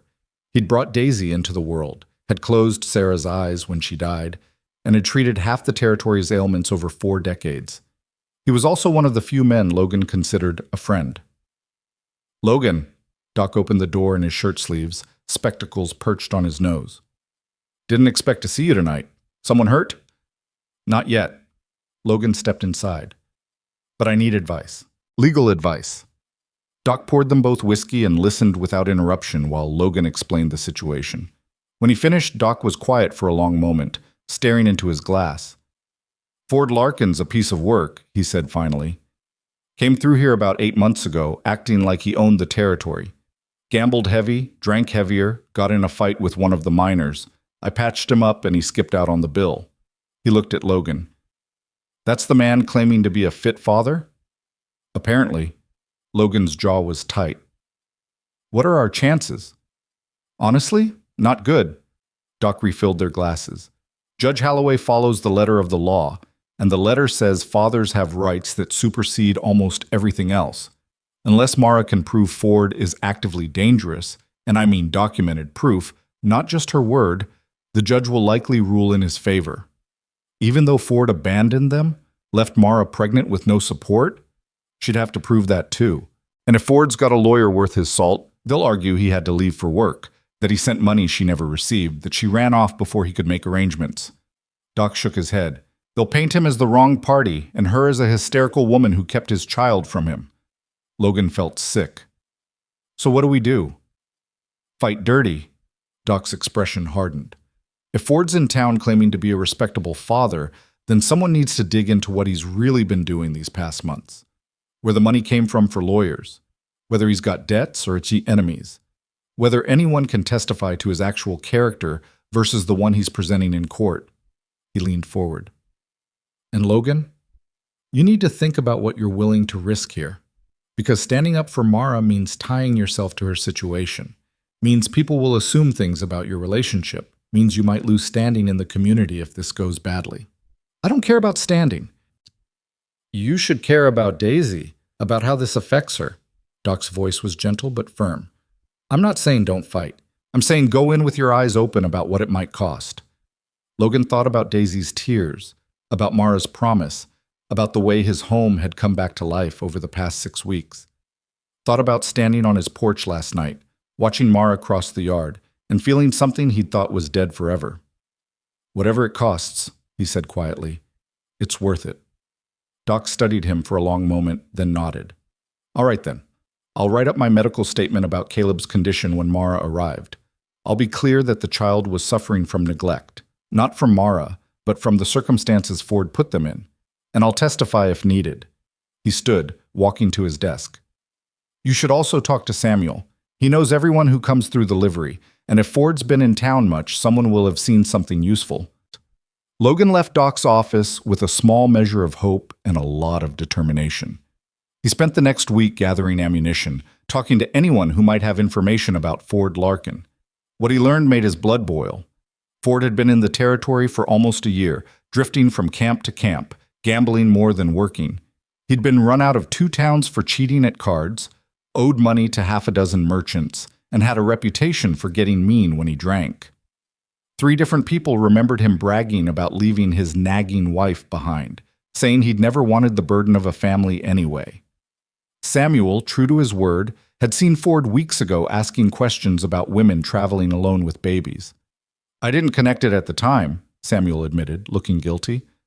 But yeah, he was hunting for someone, offered me money for information, but I told him I didn't know nothing. Guess he found what he was looking for anyway. Logan also learned that Ford's sudden interest in Caleb had a practical explanation. His father had died 2 months ago, leaving a modest inheritance, but only to legitimate heirs. Ford needed to prove he had a son to claim the money. He didn't want Caleb out of love or duty. He wanted him as a key to unlock a bank account. That son of a bitch, Mara said when Logan told her. She was nursing Caleb, her face pale, but her eyes bright with anger. He wants to take my baby so he can steal from a dead man. That's what this is about. Money. That's what I figure. Logan paced the cabin, too agitated to sit still. Which means if we can prove it in court, prove that Ford's motivations are financial, not paternal, we might have a chance. How do we prove it? I'm working on it. Logan had already sent a wire to Denver to a lawyer friend from his Army days. If there was a way to get documentation about Ford's father's will, about the inheritance, they'd find it. But even with all their preparation, Logan could feel time running out like sand through his fingers. June 15th loomed closer every day, and Mara grew quieter, more withdrawn. She still cooked and cleaned and cared for the children, but the light had gone out of her eyes. She was preparing to lose, Logan realized, preparing to say goodbye to Caleb because she couldn't let herself hope anymore. The breaking point came on a Monday night, 9 days before the hearing. Logan was checking the animals before bed when he heard shouting from the direction of the cabin. He ran, hand on his revolver, and found Mara standing in the doorway facing 3 men on horseback. One of them was Ford. I told you to stay away, Logan said, moving to stand between Mara and the riders. Relax, Hayes. Ford held up his hands in mock surrender. We're just here to talk. Thought Mara might want to discuss a reasonable arrangement before we end up in court. There's nothing to discuss, Mara said, her voice shaking. Caleb stays with me. See, that's the thing. Ford dismounted, and Logan noted the way his 2 companions, rough-looking men with the bearing of hired muscle, stayed ready on their horses. I'm trying to be generous here. I'm willing to let you visit the boy once he's living with me, maybe even take him for holidays once he's older. But I'm his father, Mara. The law's on my side. The law's on the side of whoever has the best lawyer, Logan corrected, and we've got documentation that'll show exactly what kind of father you are. Ford's expression darkened. You want to play it that way? Fine. But understand something. I will win in court, And when I do, Mara won't get visitation. She won't get anything. She'll be forbidden from contact with her own child. He looked past Logan to where Mara stood frozen in the doorway. Unless you want to make this easy, sign over custody now, walk away, and I'll let you write him letters. Fight me, and I'll make sure you never see him again. Go to hell, Mara said, her voice steady despite her white face. Ford shrugged. Your choice, but I'll give you one more piece of advice. Accidents happen out here. Barns catch fire. Cattle get spooked and run through fences. People get hurt. His smile was cold. Would be a shame if something happened to interrupt your little domestic arrangement before the hearing, especially with a child in the house. Logan had his gun out before Ford finished speaking. That's a threat. You're threatening my family on my property. I'm within my rights to shoot you where you stand. You won't. Ford wasn't even looking at the gun. Because if something happens to me, my lawyer has instructions to take this case to the territorial marshal. And then it won't just be about custody, it'll be about you interfering with a father's legal rights. They'll take Caleb and you'll end up in jail. He mounted his horse. 9 days, Hayes. 9 days to think about whether this fight is really worth what it's going to cost you. The three men rode off into the darkness, and Logan stood in the yard with his gun still drawn, shaking with rage and impotence. Behind him, he heard Mara's sharp intake of breath, heard her stumble back into the cabin. He found her sitting at the table, Caleb clutched to her chest, tears streaming silently down her face. He's going to take him, she whispered. He's going to win, and he's going to take my baby, and there's nothing I can do to stop it. We'll stop him. But even as Logan said it, he felt the weight of Ford's threat. The man had money, lawyers, and the law on his side, and now he'd made it clear he was willing to play dirty. How? Mara looked up at him with red, swollen eyes. How do we stop him when he's right? When the law says fathers have rights and mothers have nothing. When he can threaten us and we can't do anything about it because proving it would just make things worse. Logan didn't have an answer. He sat down across from her, feeling helpless in a way he hadn't since the night Sarah died. They sat in silence for a long time until Caleb fell asleep and Mara's tears dried up and the lamp burned low. Finally, Logan spoke. Do you trust me?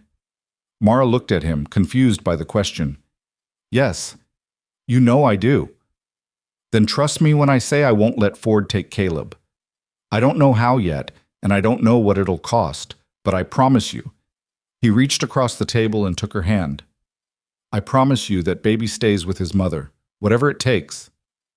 Logan, you can't promise that. I just did. Something shifted in Mara's expression, hope, maybe, or just desperate need to believe in something. Why? She asked quietly. Why are you doing this? Really? Daisy will be heartbroken if Caleb leaves, but she'll recover. You barely know me. We're nothing to each other except... She stopped herself. Except what? Logan held her gaze. I don't know what we are, Mara admitted. Employer and employee. Friends? Something else? Her voice dropped to barely a whisper. I think about you all the time, Logan. Think about what it means that you took us in, that you defended us, that you look at me like I'm worth defending. And I don't know if I'm reading too much into it, if I'm seeing things that aren't there because I'm desperate and scared and so tired of being alone. Logan's heart was pounding. This was the moment where he either told the truth or hid behind comfortable lies. And he was so damn tired of hiding. You're not seeing things, he said roughly. You're not reading too much into anything. The truth is, he had to force the words out past 2 years of grief and guilt. The truth is, I'm falling in love with you, Mara. Maybe already fell, I don't know. All I know is when I think about Ford taking Caleb, it's not just about Daisy being sad or doing the right thing. It's about the fact that losing you and that baby would feel like losing my family all over again. And I can't... His voice cracked. I can't survive that again. Mara's eyes went wide, tears spilling over again, but different tears this time. Logan, I know it's too soon.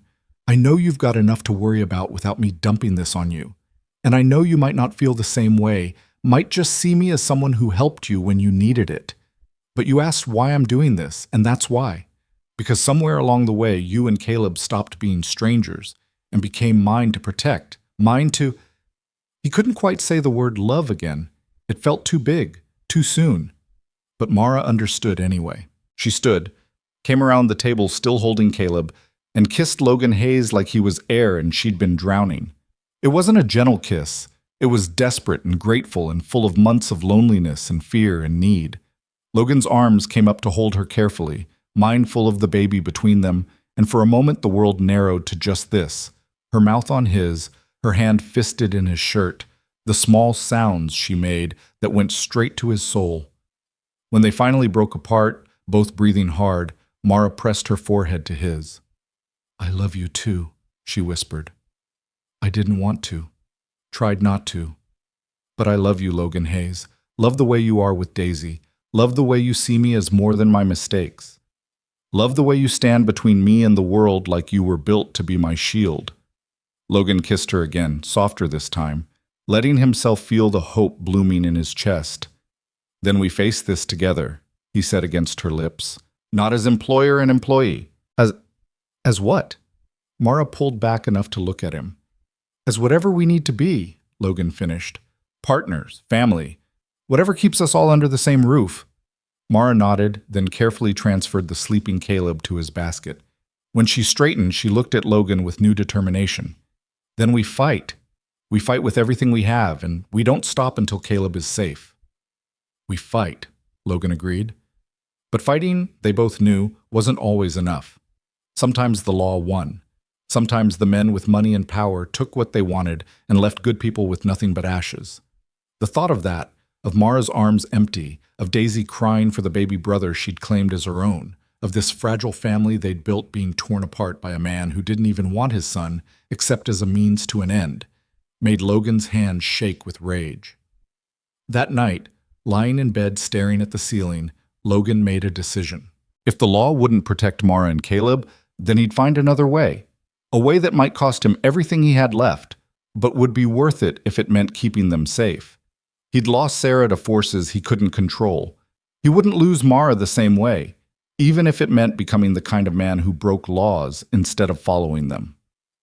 The storm broke 4 nights before the hearing. Logan was in the barn checking on a mare about to foal when he smelled smoke. Not wood smoke from a stove or campfire. Something sharper, more acrid. Something wrong. He ran outside and saw flames licking up the side of the hay barn, the old structure that held feed for the winter. Already the fire was spreading fast, driven by the wind, reaching for the main barn where the horses were screaming their panic. "Mara!" Logan bellowed toward the cabin. "Fire!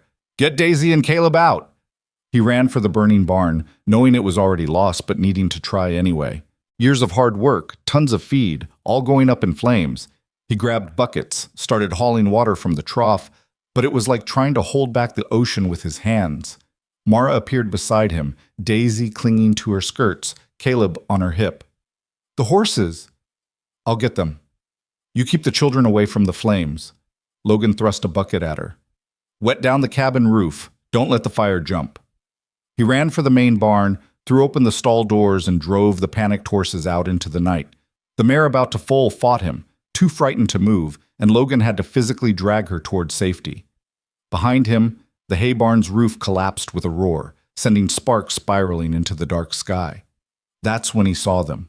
2 figures on horseback at the edge of his property line, silhouetted against the flames. Watching. One of them raised his hand in a mocking salute, and then they were gone, vanishing into the darkness. Ford's men. Ford's warning made real. Logan wanted to chase them, wanted to put bullets in their backs, but the fire was still raging and he had a family to protect. He worked until his lungs burned from smoke and his hands were raw from hauling water. Mara worked beside him, her face streaked with soot, her dress soaked and heavy. Even Daisy helped, carrying small buckets from the pump to wet down the ground between the burning hay barn and the cabin. By the time the fire finally died, the hay barn was nothing but smoldering ruins. They'd managed to save the main barn, the cabin, the animals. But Logan's winter feed was gone. His equipment that had been stored in the hay barn was destroyed, and he was looking at hundreds of dollars in losses he couldn't afford. He stood in the yard as dawn broke gray and sullen, staring at the destruction, and felt something inside him snap. He did this, Mara said quietly beside him. She was holding Caleb, swaying on her feet with exhaustion. Ford did this. Yeah. Logan's voice was flat.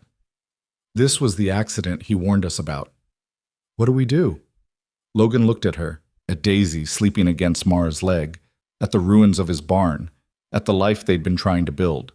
And he made his choice. We make sure he never gets the chance to do it again, he said. That afternoon, Logan rode into town, not to the marshal's office because he knew reporting Ford's arson would accomplish nothing without proof, not to the church because prayers weren't going to rebuild his barn. He rode to the telegraph office and sent 2 wires. The first went to his lawyer friend in Denver, need documentation of inheritance and witnesses to Ford Larkin's character by June 14th, whatever it costs. The second went to his brother in Wyoming, a man he hadn't spoken to in 5 years. Need help, life or death. Come now. Then he went to the general store and bought every box of ammunition they had in stock. Samuel saw him loading the boxes into his wagon and walked over, his expression grave. Heard about the fire. Did you? Also heard Ford Larkin's been in the saloon bragging about teaching you a lesson. Samuel's voice was carefully neutral. Saying you should have minded your own business. Logan's jaw clenched so hard his teeth ached. He say anything else? Said after the hearing on Friday he's taking his boy and heading back to Denver. Said the mother can rot out here for all he cares. Samuel paused. Logan, I've known you since you came to this territory. Known you to be a good man, a careful man. Don't do something that changes that. What if being careful means losing everything? Logan asked quietly. Samuel was quiet for a long moment. Then he said, a man's got a right to protect his own. That's all I'll say about it. But if you need someone to testify to seeing suspicious riders near your property the night of the fire, well, I was out checking my trap lines. Might have seen something. He met Logan's eyes steadily. Might have seen quite a bit, if it came to it. Logan felt his throat go tight. Thank you. Don't thank me. Just don't make me regret speaking up. Samuel clapped him on the shoulder. And Logan, whatever you're planning, make sure it's something you can live with after, because you've got that little girl depending on you, and she needs her father whole, not broken by guilt. Logan thought about that on the ride home, thought about what line he was willing to cross, what price he was willing to pay. By the time he pulled into his property, past the burned-out shell of his hay barn, he knew. He'd do whatever it took, and he'd deal with the guilt later. Mara was waiting on the porch, and she took one look at his face and knew. What did you do? What I had to. Logan climbed down from the wagon. How's Daisy? Scared. Asking questions I don't know how to answer. Mara wrapped her arms around herself. Logan, I'm afraid. Not just of losing Caleb. I'm afraid of what this is doing to all of us. Afraid that by the time this is over, there won't be anything good left. Logan pulled her into his arms, holding her against his chest where she could hear his heart beating steady and sure. There will be, he promised. There'll be us, and Daisy, and Caleb. That's what good looks like. That's what we're fighting for. What if fighting isn't enough? Then we fight harder. Logan kissed the top of her head. 3 more days, Mara. We just have to survive 3 more days, and then we stand in that courtroom and we tell the truth, and we trust that someone's listening. But trust was a luxury neither of them could afford anymore. Not with Ford's threats made real in ashes and smoke, not with the hearing looming like a noose waiting to drop. That night, Logan sat on the porch cleaning his revolver while Mara put the children to bed. He was still sitting there when his brother rode in an hour before midnight, trail-worn and grim-faced. Marcus, Logan said, standing to grip his brother's hand, didn't think you'd come. You said life or death. Marcus Hayes was 2 years younger than Logan, leaner and harder, with scars that spoke of a rough life in the mining camps. That true, or you being dramatic? True. Logan gestured toward the burned barn. And it's about to get worse. Marcus studied the ruins, then his brother's face, and nodded slowly. Then I guess you better tell me who needs killing and why we're waiting. Logan did. He told Marcus everything about Mara and Ford and Caleb and the custody hearing and the fire. He told him about falling in love again, about finding something worth protecting after 2 years of just existing. He told him about the choice he was facing: lose everything to a corrupt system or fight dirty enough to win. When he finished, Marcus was quiet for a long time. Then he said, "You know, if we do this, if we step outside the law, there's no going back. You'll be the kind of man who takes justice into his own hands." "I know. And you're willing to live with that?" Logan thought about Daisy saying Mama Mara, thought about Caleb's first smile, thought about the way Mara looked at him like he'd hung the moon, thought about the family they'd built from broken pieces and desperate hope.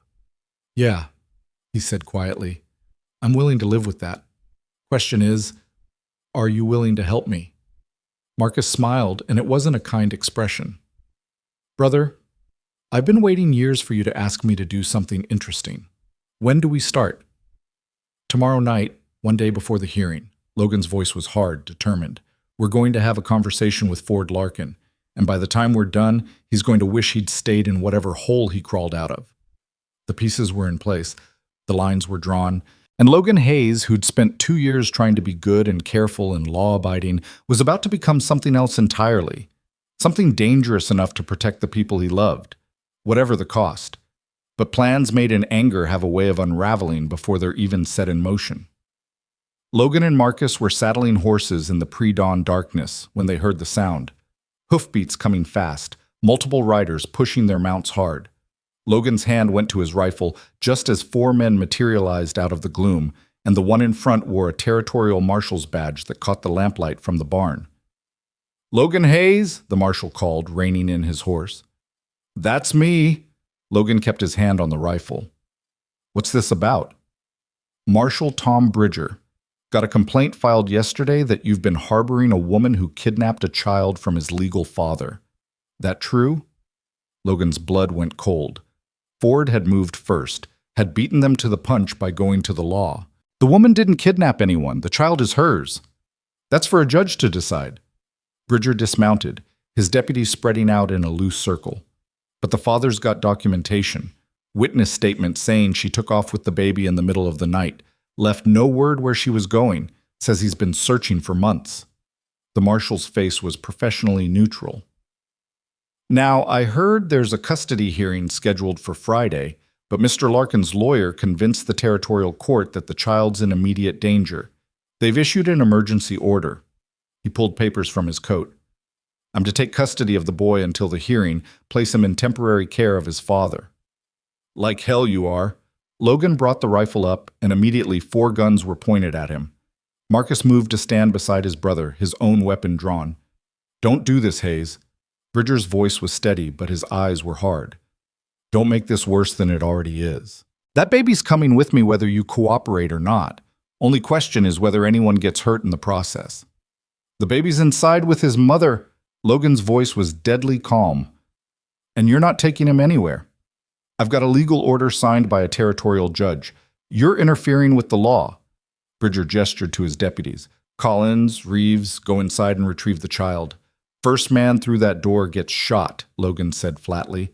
"Legal order or not, you're not taking that baby from his mother the night before a hearing. That's not justice. That's Ford Larkin using his money to rig the system.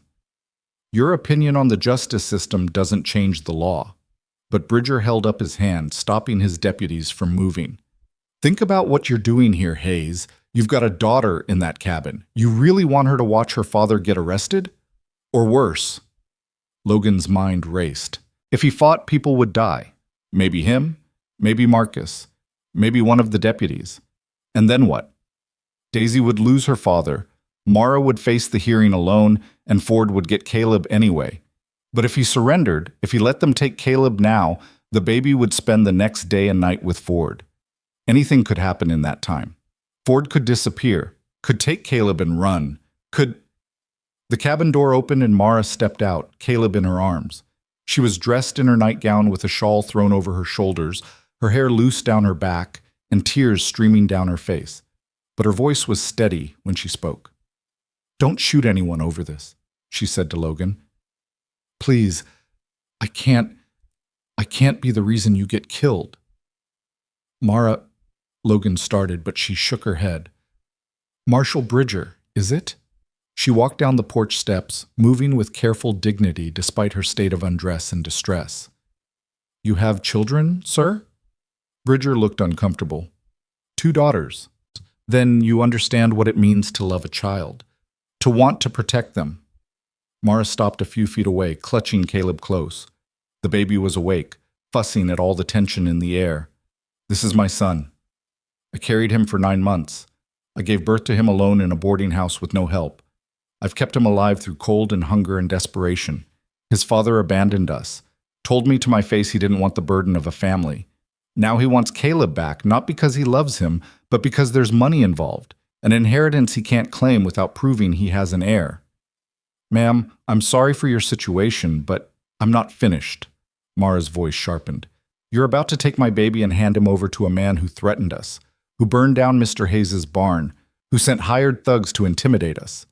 You're going to put my 6-month-old son in the hands of someone who sees him as a key to a bank vault, not a human being. And you're going to do it because a piece of paper says you have to, regardless of what's right." Bridger's jaw tightened. The law? The law was written by men who never had to wonder if they'd be able to feed their children tomorrow, who never had to choose between their dignity and their child's survival. Mara's tears were falling faster now, but her voice never wavered. "If you take Caleb tonight, I may never see him again.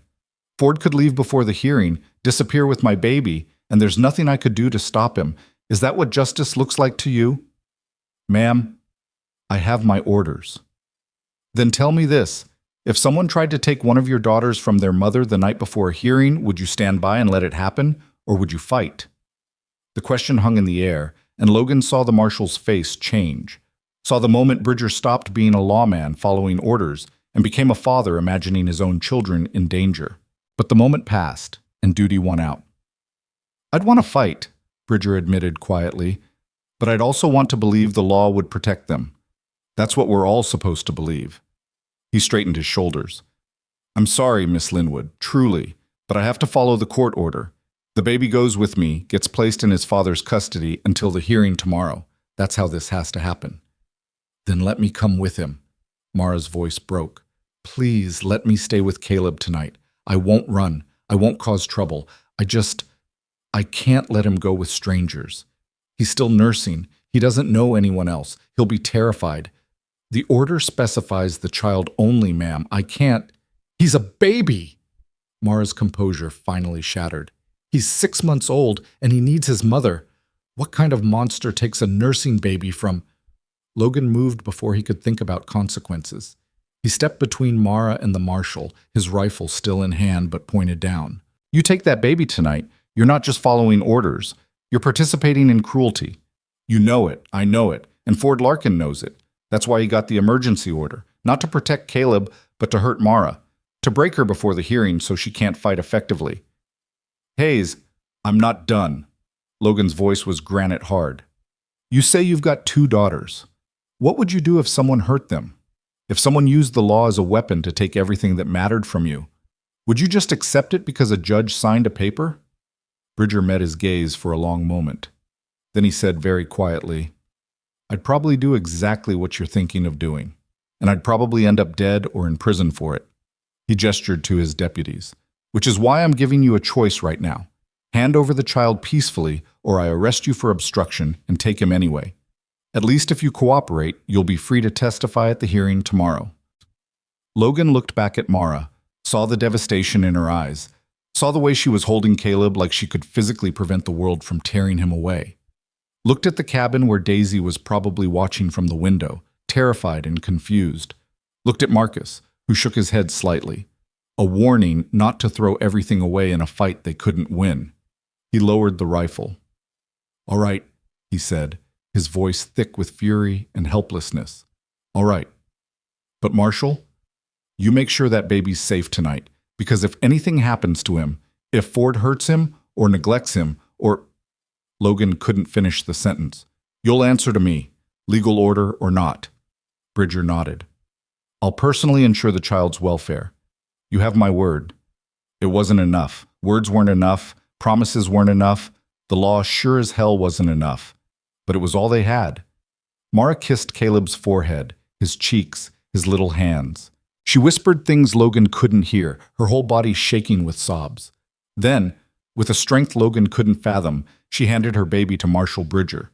Caleb immediately started crying, reaching back for his mother with desperate infant hands.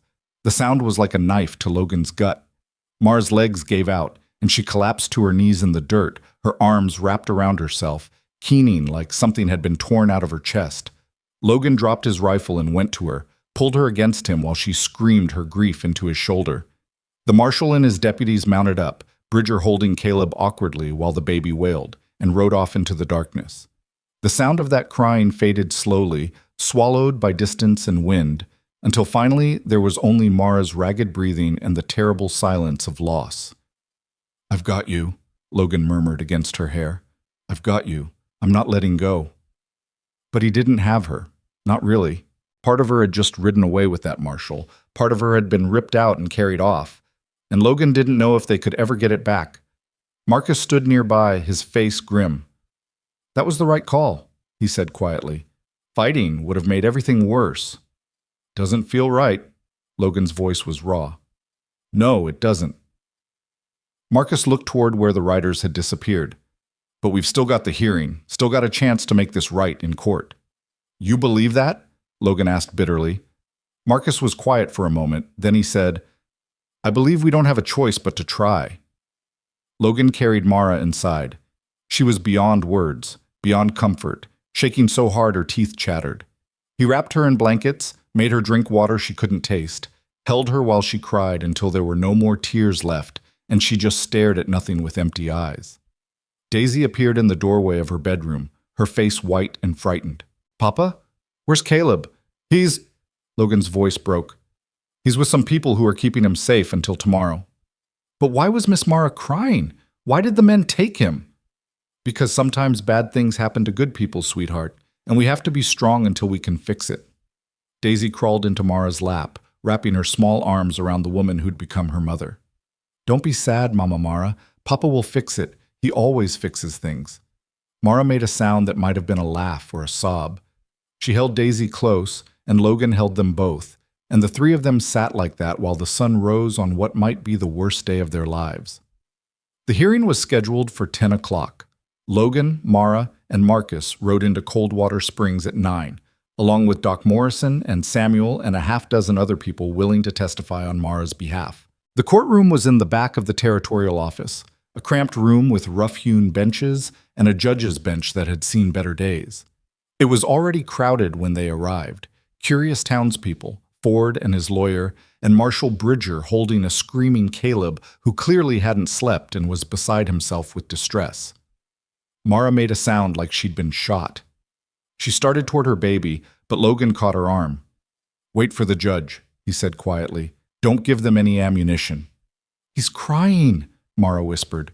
"Logan, he's been crying all night. Look at him." Caleb's face was red and blotchy, his voice hoarse from screaming. He wore the same clothes he'd had on when taken, now soiled and damp. Ford stood nearby looking annoyed, and when the baby reached for Mara, Ford said something to the marshal that made Bridger's face tighten. "All rise for Judge Holloway," someone called, and the room shuffled to its feet. Judge Holloway was a thick-set man in his 60s with iron gray hair and eyes that had seen every kind of human failing. He took his seat, surveyed the room, and his gaze lingered on Caleb's distressed crying. "Marshal, is there a reason that child is in such a state?" he asked. "He's been crying most of the night, Your Honor. The father tried to quiet him, but—" "Give the child to his mother," Holloway interrupted. "I won't conduct a hearing with an infant in that condition." "Your Honor, my client's rights—" Ford's lawyer started, but Holloway held up his hand. "That baby is clearly in distress and needs nursing. Once he's settled, we'll proceed. Miss Linwood, come forward." Mara practically ran to the marshal. Bridger handed Caleb over, and the baby immediately stopped crying, burrowing into Mara's chest with desperate urgency. She sank onto a bench, turned slightly for privacy, and let him nurse while she shook with relief and rage and exhaustion. Ford's lawyer, a slick man named Patterson, who'd come all the way from Denver, looked furious.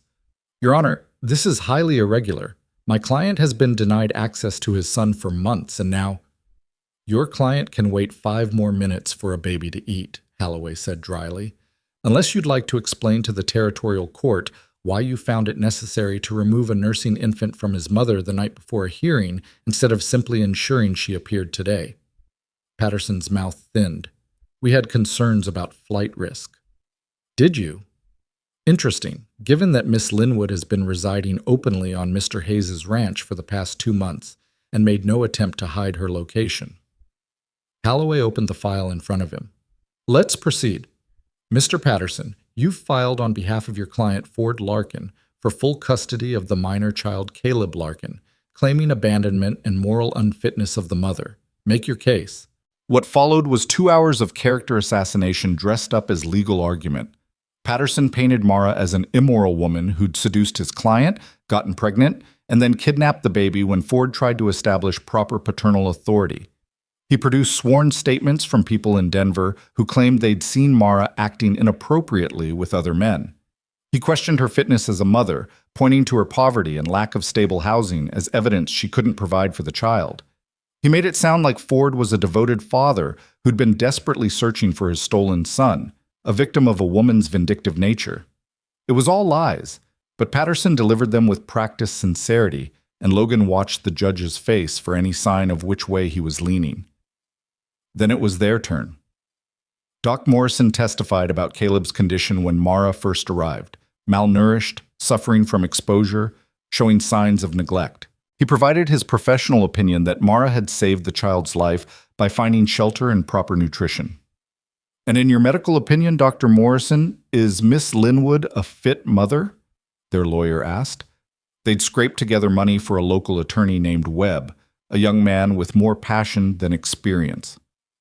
"She's one of the best mothers I've seen," Doc said firmly. "That baby is thriving under her care.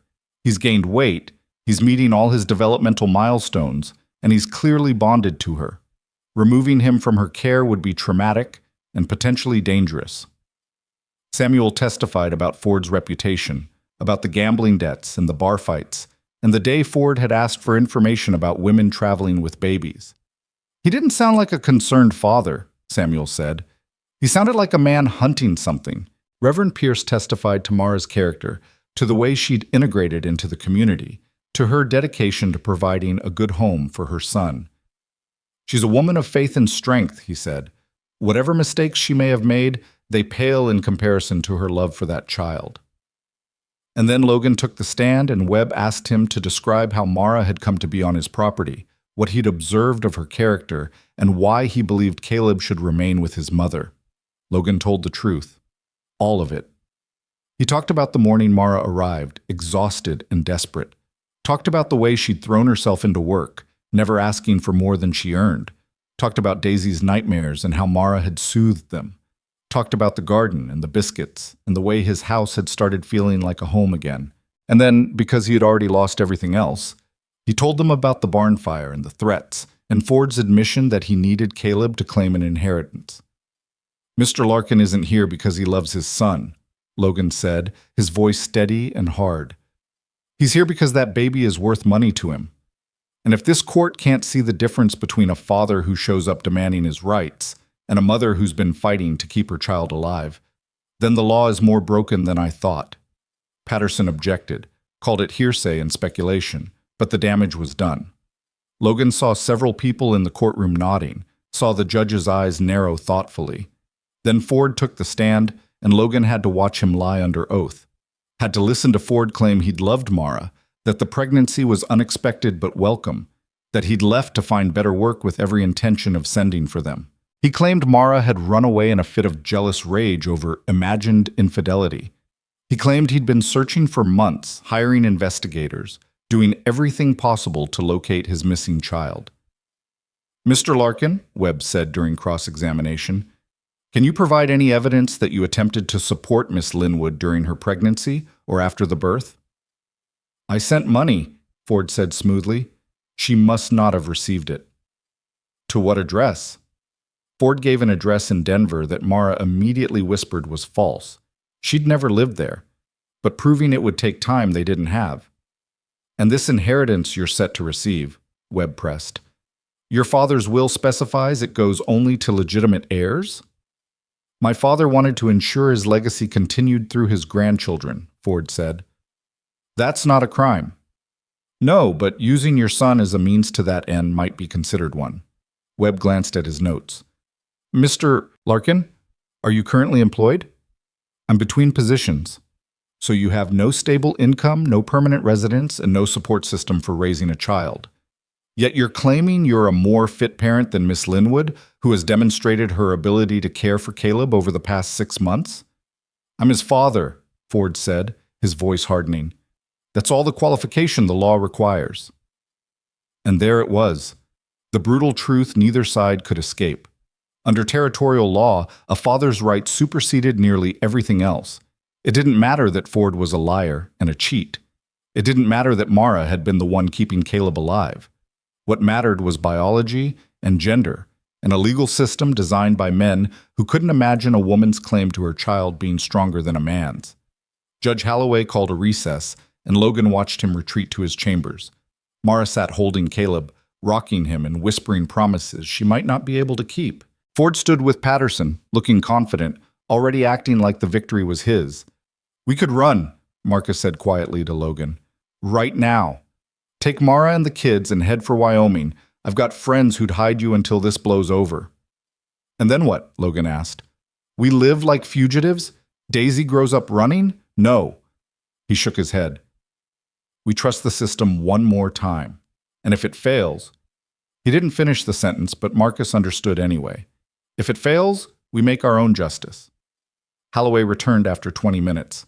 The courtroom fell silent as he took his seat, and Logan felt Mara's hand find his, squeezing so tight it hurt.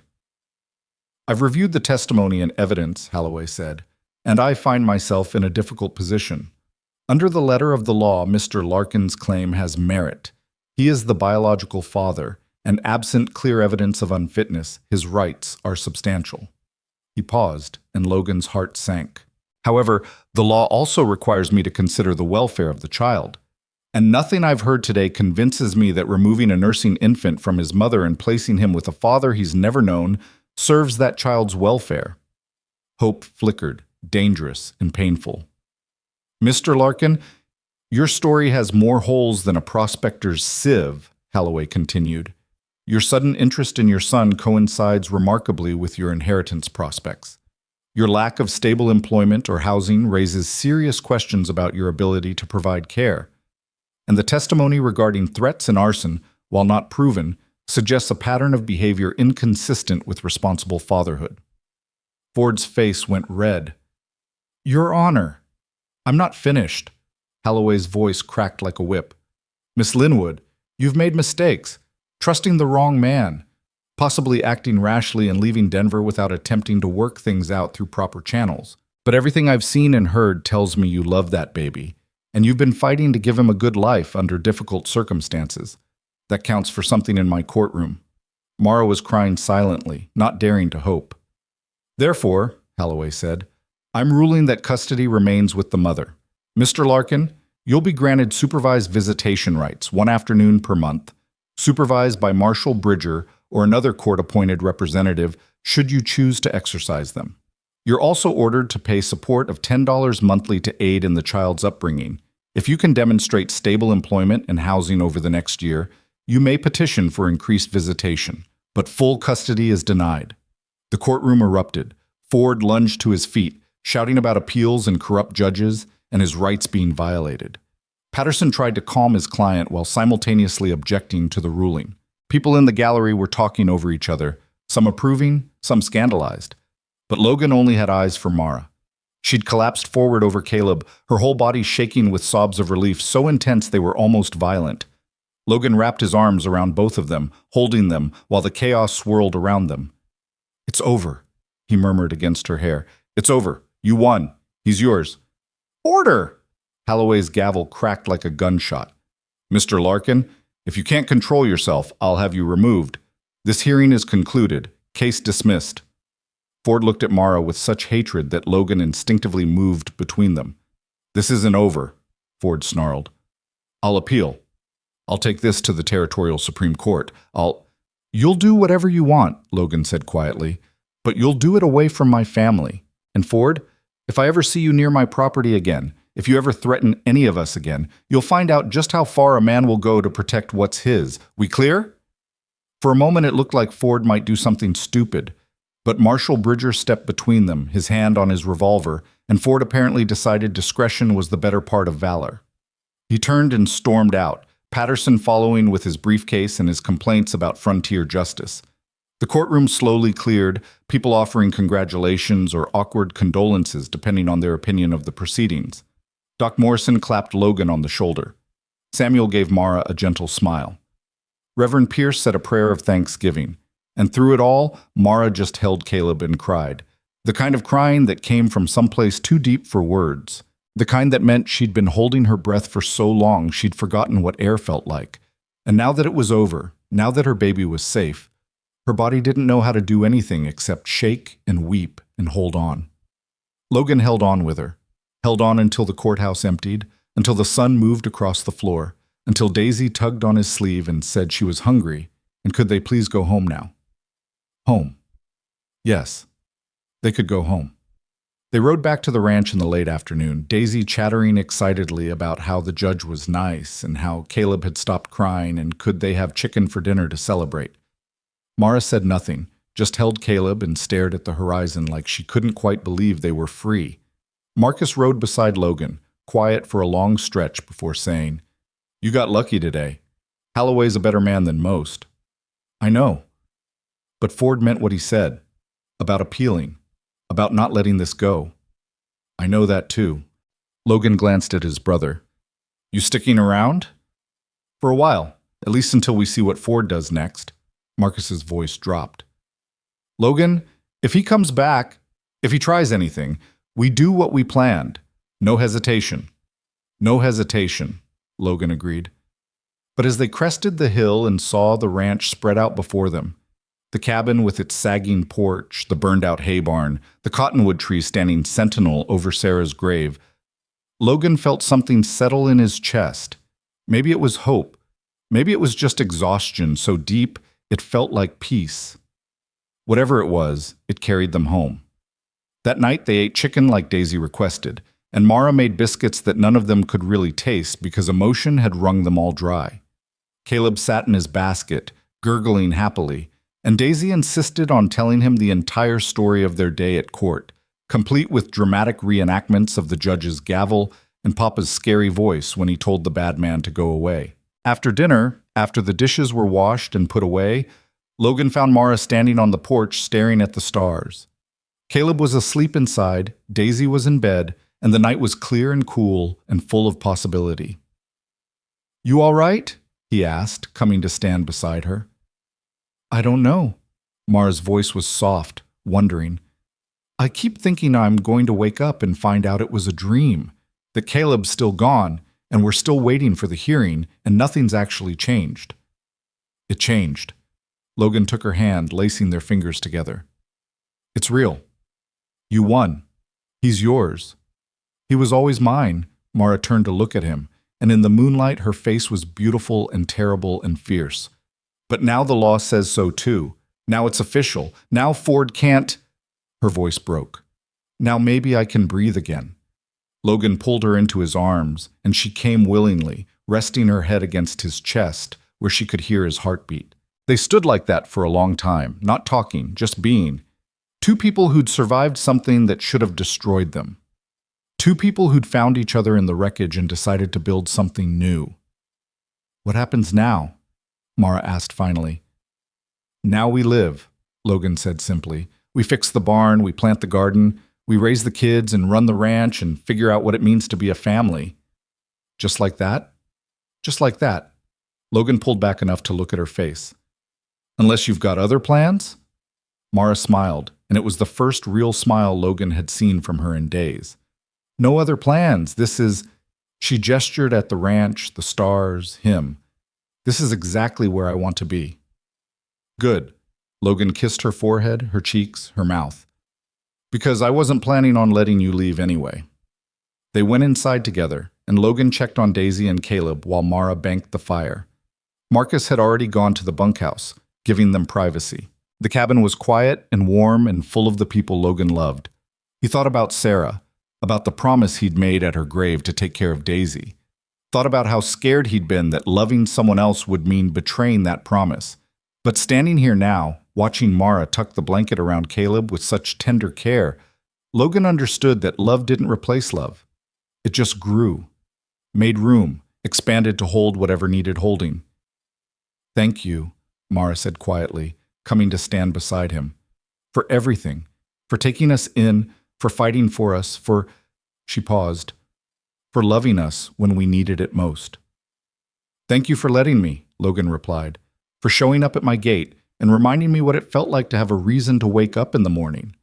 They stood together in the doorway, watching their children sleep, and Logan Hayes let himself believe that maybe, finally, the worst was behind them.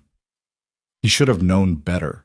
Should have remembered that men like Ford Larkin didn't accept defeat gracefully. Should have been more careful, more vigilant, more prepared. But he was tired, and he was hopeful, and he let his guard down. It was a mistake that would cost them dearly. 3 days of peace. That's all they got before Ford made his move. Logan was in the north pasture checking fence lines when he heard the gunshot. Single crack echoing across the valley, followed by Daisy's scream. He ran faster than he'd ever run in his life, his heart slamming against his ribs, Marcus appearing from the barn at the same moment, both of them converging on the cabin with weapons drawn. The scene that greeted them stopped Logan cold. Ford stood in the doorway holding Caleb, a pistol pressed to the baby's head. Behind him, 2 of his hired men had Mara on her knees in the dirt, one holding her arms while the other had a knife to her throat. Daisy was pressed against the side of the cabin, her face white with terror, and blood ran down Mara's temple where someone had struck her. "Drop your guns," Ford said calmly, "or I paint the porch with this baby's brains." Logan's vision went red.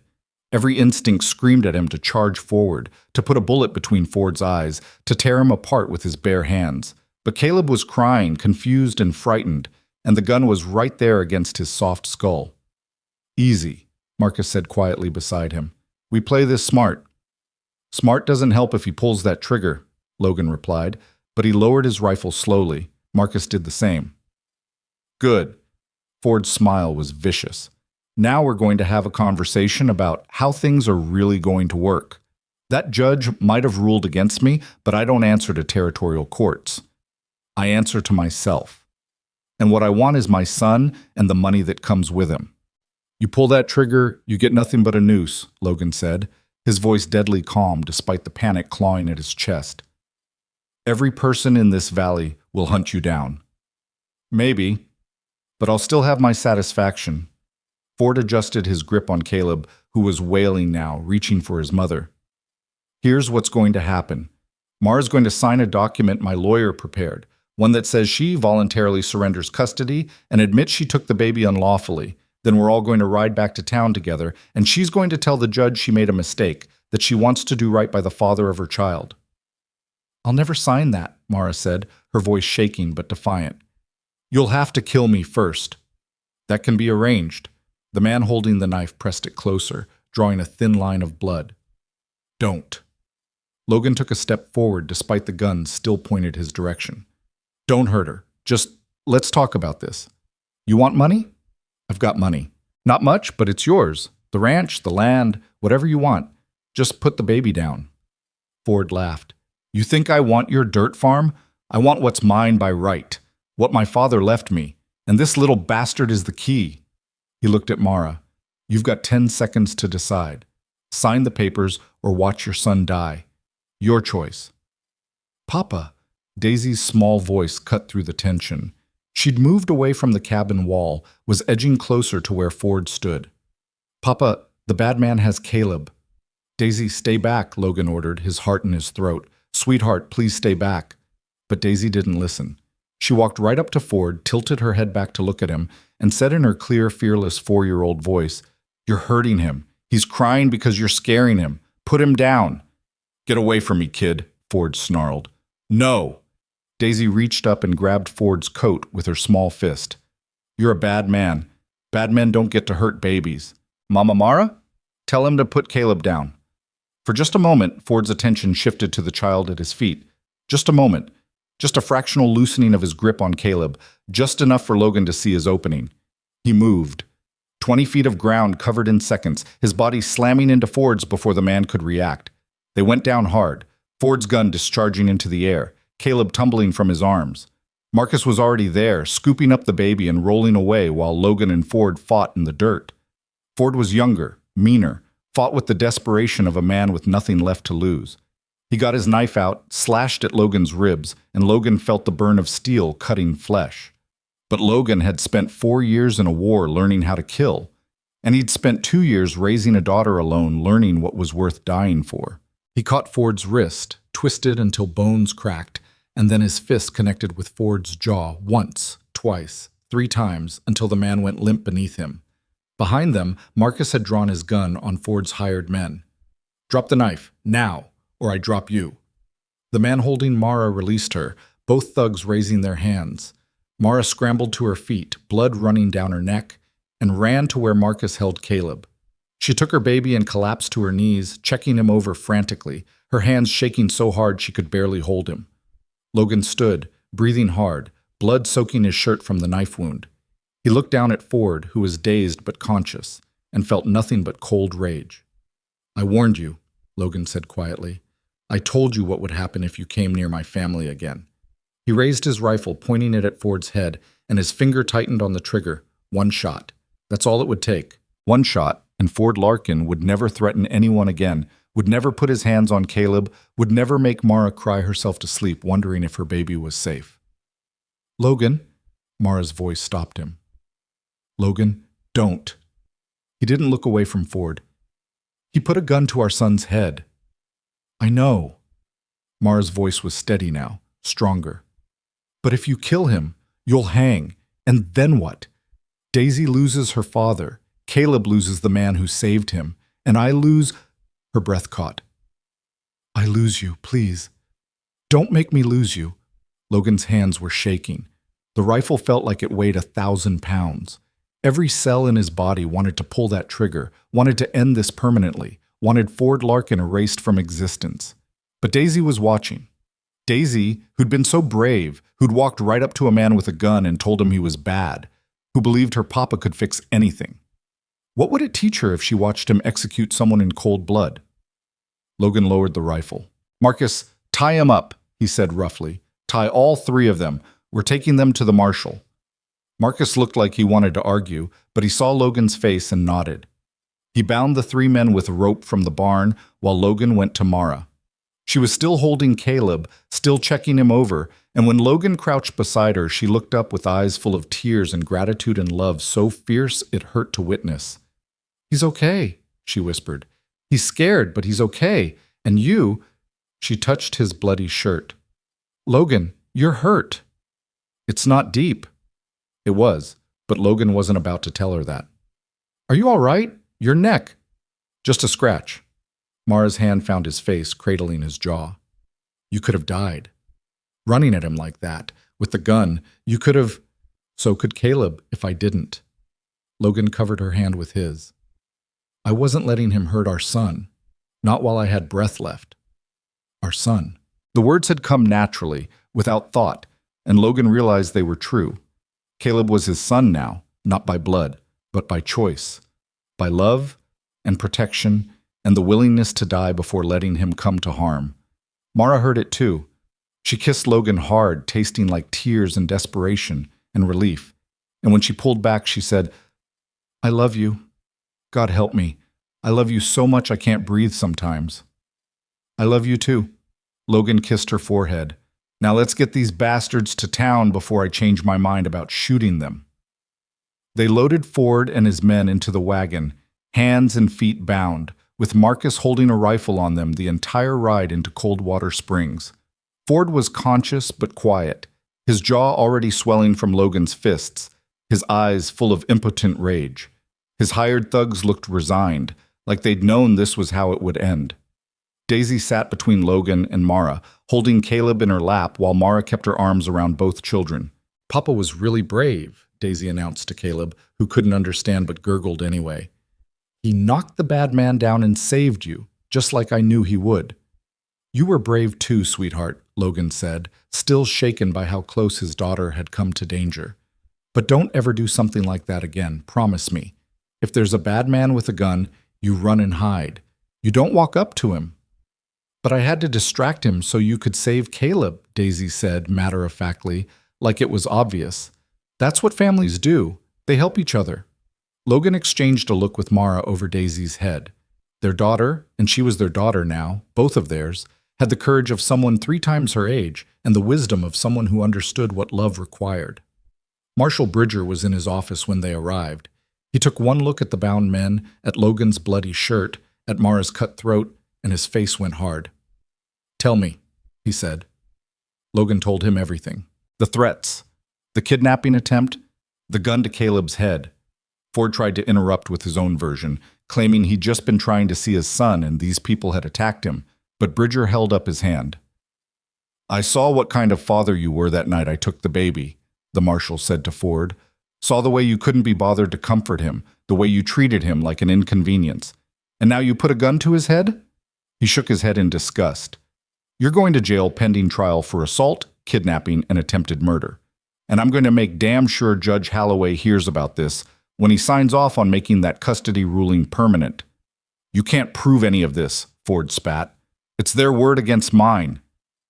"And your hired guns," Bridger pointed out, "who I'm betting will testify against you in exchange for lighter sentences. Men like you always surround themselves with people smarter than they are about when to cut a deal." He gestured to his deputies. "Lock them up.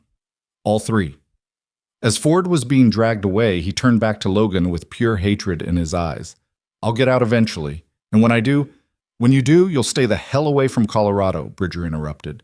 "Because if I hear you've been anywhere near the Hayes Ranch, anywhere near that baby, I'll make sure you regret it. Territorial law might have its limits, but frontier justice doesn't. We clear?" Ford said nothing, but Logan saw the moment he understood. Saw the moment he realized he'd lost completely, that there was no appeal, no lawyer, no amount of money that would get him what he wanted now. He'd put a gun to a baby's head in front of witnesses, and that was a line even corrupt courts couldn't ignore. They dragged him to the cells, and Logan felt something in his chest finally unclench. It was really over. Ford was in custody, facing serious charges, and even if by some miracle he avoided prison, he'd be run out of the territory permanently. Caleb was safe. Mara was safe. They were all safe. Doc Morrison patched up Logan's knife wound, 14 stitches that hurt like hell, and treated the cut on Mara's throat. "You 2 are going to give me gray hair," he muttered while he worked. "Can't go a week without some kind of crisis." "We'll try to be more boring," Logan said, wincing as the needle pierced his skin. "See that you do." But Doc's voice was fond. "You did good today, Logan. Not many men would have held back from killing someone who threatened their child. Shows character." "Shows my wife's smarter than me," Logan replied, and then stopped because he'd said wife when Mara wasn't his wife, wasn't anything official except the woman he loved and the mother of his children. But Mara had heard. She looked up from where Daisy was showing her the penny candy Samuel had given her, and her eyes met Logan's across the room. In them, he saw the same question he was asking himself. What were they to each other? What did they want to be? That night, after they'd returned to the ranch, after Marcus had checked every building and window to make sure no one else was lurking, after the children were finally asleep and exhausted from their ordeal, Logan found Mara sitting on the porch steps, staring at nothing. "You should be sleeping," he said, lowering himself beside her with a grunt. His ribs hurt like hell, and every breath was a reminder of how close they'd come to disaster. "Can't sleep. Keep seeing Ford with that gun. Keep hearing Caleb crying." Mara's voice was hollow. "Keep thinking about what almost happened, but didn't." Logan took her hand. "Didn't happen because you were strong enough to keep him talking, because Daisy was brave enough to distract him, because we fought back. We won, Mara. It's done. For now." Mara turned to look at him. "But what about next time? What if Ford gets out on bail? What if he sends someone else? What if—" "Then we deal with it, together." Logan shifted to face her fully. "But I don't think there will be a next time. Ford's looking at real prison time. Even if he gets out eventually, he'll have bigger problems than chasing down a baby he never wanted in the first place." Mara wanted to believe it. Logan could see the hope and fear warring in her expression. "I'm so tired of being scared," she admitted. "Tired of looking over my shoulder, waiting for the next disaster. I just want—" Her voice broke. "I just want to be happy, to wake up in the morning and not wonder if today's the day everything falls apart." "Then let's make that happen." Logan took a breath, knowing this was the moment. Knowing he might be rushing things, but not caring because life was short and uncertain, and he'd already wasted too much time being careful. "Marry me, Mara." She went very still. "What?" "Marry me." Logan's heart was pounding, but his voice was steady. "Not because it'll make Ford's custody claim weaker, though it will. Not because it'll give Caleb my name and all the protection that comes with it, though it will do that too. Marry me because I love you, because Daisy loves you, because this ranch stopped being just a place to survive and became a home again the day you walked through that gate, because I don't want to spend another night wondering what we are to each other when I already know. We're a family. We've been a family. I just want to make it official." Tears were streaming down Mara's face, catching the moonlight. "You want to marry me? Even though I come with more baggage than a freight train? Even though Ford might always be a threat on the edges? Even though, Logan interrupted, even though all of it. I want you as my wife. I want Caleb as my legal son. I want Daisy to stop calling you Mama Mara and just call you Mama, no questions asked. I want to wake up every morning knowing you're not going to leave because we had a bad day, or because someone made you feel unwelcome, or because you think you're a burden. I want—" He had to stop, emotion choking his voice. "I want what Sarah and I had, a real marriage, a real partnership, a real life, and I want it with you." Mara was sobbing now, the kind of crying that came from somewhere too deep for words. She launched herself at Logan, wrapping her arms around him so tight his injured ribs screamed in protest. But he didn't care. He held her while she cried, while she shook, while she finally let herself believe that good things could happen to her. "Yes," she said against his neck. "Yes, I'll marry you. God, yes." Logan kissed her, tasting salt and hope and the future they were choosing together. When they finally broke apart, both breathing hard, Mara was smiling through her tears. "When?" she asked. "Soon as we can get Reverend Pierce to do it." Logan brushed her tears away with his thumbs. "Tomorrow, if he's available. I don't want to wait." "Neither do I." Mara laughed, the sound slightly hysterical. "Is this crazy? Are we being crazy?" "Probably." Logan kissed her again. "But I've been careful my whole life, and it never kept bad things from happening. Might as well be crazy and happy instead of careful and miserable." They told Daisy the next morning over breakfast. Logan had been worried about how to explain it, but he should have known his daughter would understand immediately. "You're getting married?" Daisy's eyes went wide. "Like in the stories? With a wedding and everything?" "Just like in the stories," Mara confirmed, smiling. "Your papa asked me to be his wife, and I said yes." "So you'll be my mama for real?" Daisy looked between them. "Not just Mama Mara, but my actual mama?" "If you want me to be," Mara said carefully. Daisy didn't answer with words. She threw herself at Mara, wrapping her small arms around her neck and holding on like she'd never let go. "I want you to be. I want it so much. I missed having a mama, and you're the best mama ever, and now you're staying forever and ever." "Forever and ever," Mara promised, her voice thick with emotion. "I'm not going anywhere, sweetheart. This is my home now. You're my home." Logan watched them hold each other and felt his throat go tight. This was what Sarah would have wanted. Not for him to stay frozen in grief, not for Daisy to grow up without a mother's love, but for them to heal and grow and find happiness again. He could feel Sarah's blessing in the morning sunlight, in Daisy's laughter, in the way Caleb was banging his spoon on the table and grinning at all the commotion. Reverend Pierce agreed to perform the ceremony that Sunday, giving them 4 days to prepare. Mara wanted to protest that it wasn't enough time, that she didn't have a proper dress, that they should wait and do it right. But Logan reminded her that they'd already done everything backward, fallen in love before courting, become a family before getting married, fought for their lives before their wedding. What was one more tradition broken? The ceremony was small. Doc Morrison stood up with Logan as his witness. Samuel's wife Mary stood with Mara, having spent the previous 3 days helping her sew a simple dress from white muslin that made her look like she was made of light. Daisy stood between them, wearing her Sunday best and holding Caleb, who was fascinated by the flowers Mary had woven into Mara's hair. Marcus watched from the front pew with tears in his eyes he'd never admit to, and half the town showed up despite Martha Green's vocal disapproval. Or maybe because of it, Logan had learned that frontier people loved a good love story, and his and Mara's had all the elements of a dime novel. Abandoned woman, grieving widower, custody battle, gunfight, redemption. They were already talking about it in the saloons, embellishing the details, turning it into legend. But standing there in front of Reverend Pierce, listening to Mara promise to love him in sickness and health, for richer or poorer, for as long as they both lived, Logan wasn't thinking about legends or stories. He was thinking about the woman in front of him who'd walked into his life with nothing but a baby and hope, who'd brought his home back to life, who'd taught him that hearts could heal if you were brave enough to let them.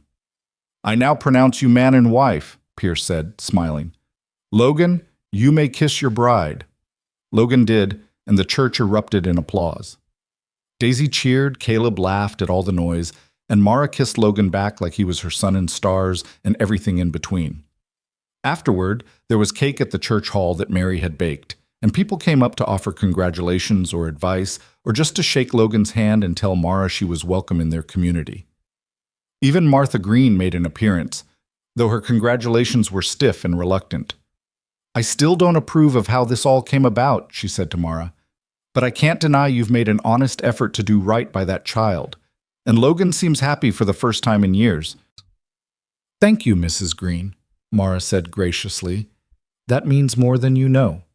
Martha sniffed but nodded, and Logan figured that was as close to a blessing as they were going to get from the old battle axe. That night, they drove home as a real family. Logan Hayes and his wife Mara, their daughter Daisy, their son Caleb.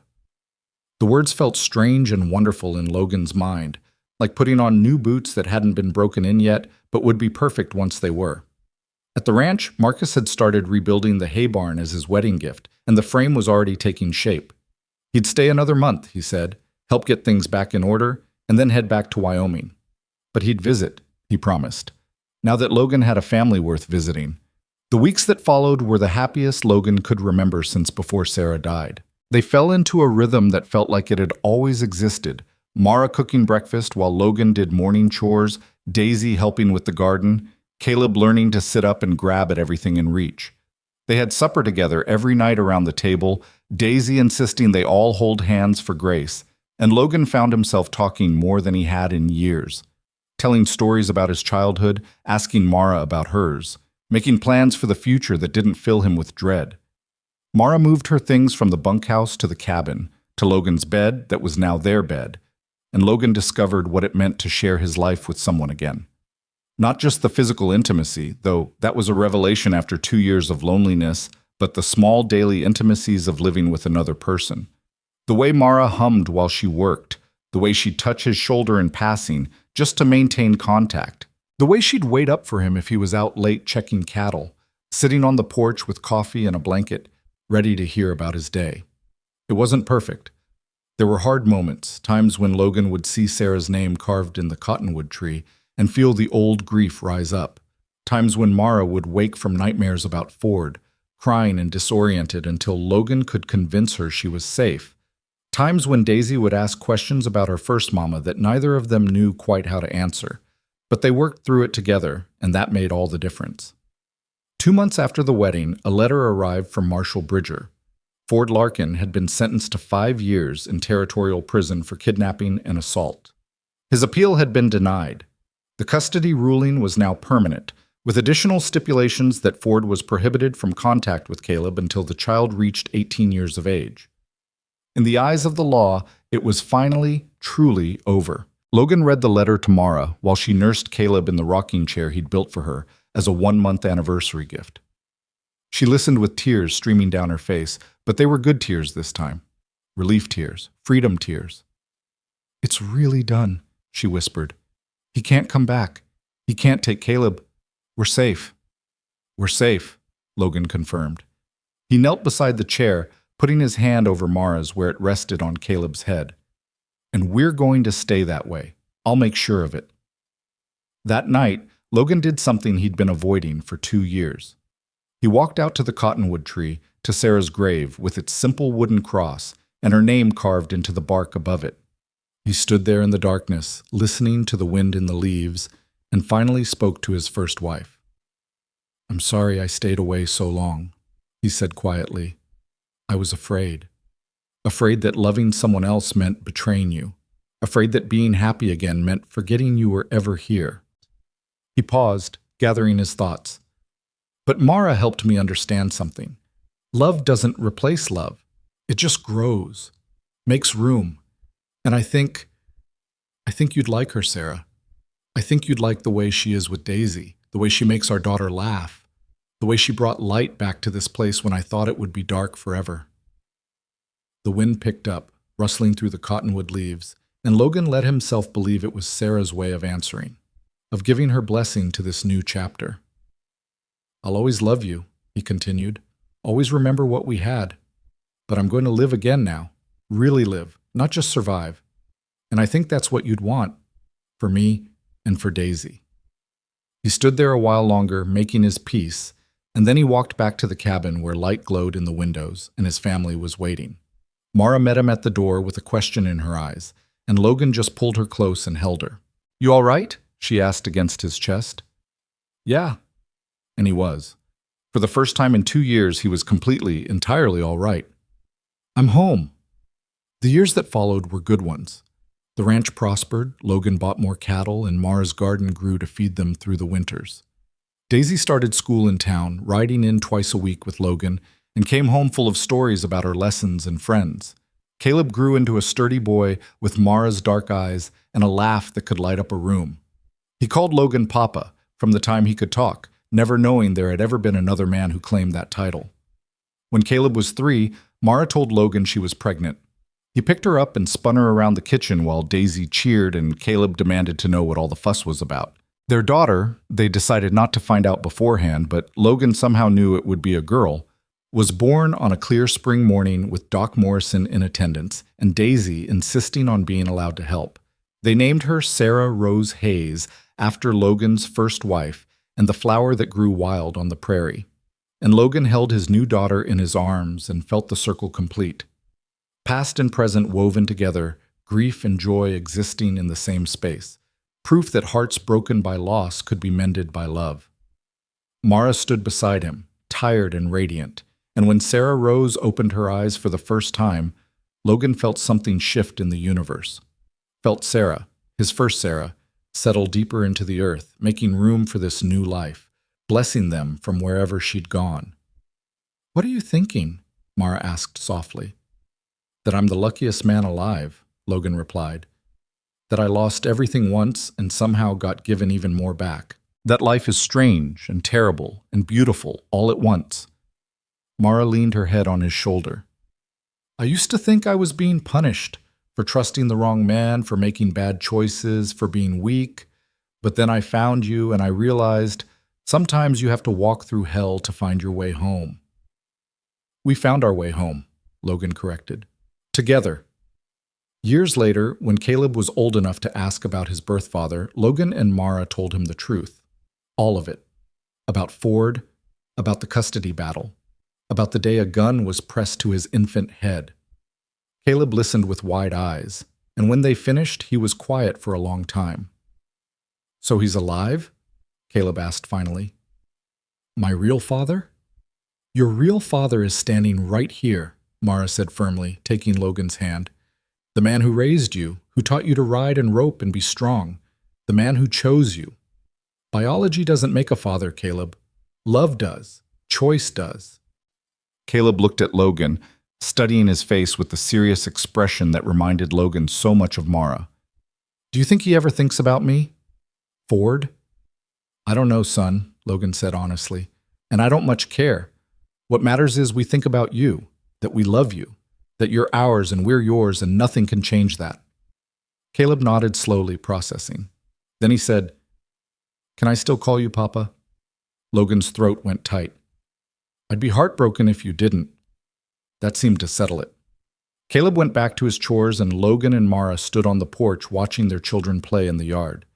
Daisy was teaching Sarah Rose how to make flower crowns while Caleb built increasingly elaborate structures with the stick horses, narrating an epic story about knights and dragons that would have made his sister proud. "We did good," Mara said quietly. "We did," Logan agreed. And they had. Against all odds, against the law and society, and a man who'd tried to tear them apart, they'd built something beautiful. A family not of blood, but of choice. A home not inherited, but created. A love not perfect, but real and hard-won and worth every battle they'd fought to keep it. Logan Hayes had lost his first family to forces beyond his control. But his second family, the one that walked through his gate on a cold April morning with nothing but hope and desperation, he'd fought for, bled for, chosen every single day. And he'd choose them every day for the rest of his life. The cottonwood tree stood sentinel over the ranch, its roots deep in Colorado soil, its branches reaching toward endless sky.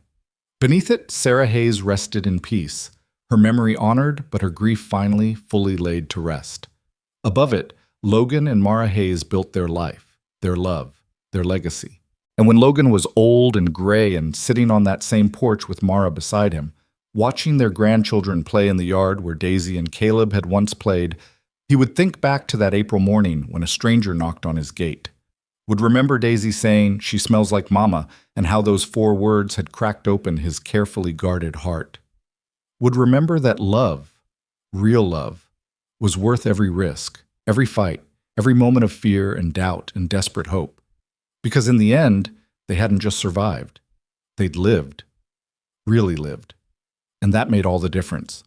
The sun set over the Colorado Territory, painting the sky in shades of gold and crimson and purple, and the Hayes family gathered for supper around a table built by hands that had learned to build again after everything fell apart. They held hands the way Daisy had insisted all those years ago, and they were grateful for the food, for each other, for the journey that had brought them here, for the woman who smelled like Mama, and the man who opened his gate, and the children who taught them both what family really meant, for second chances, hard-won and fiercely protected, for home,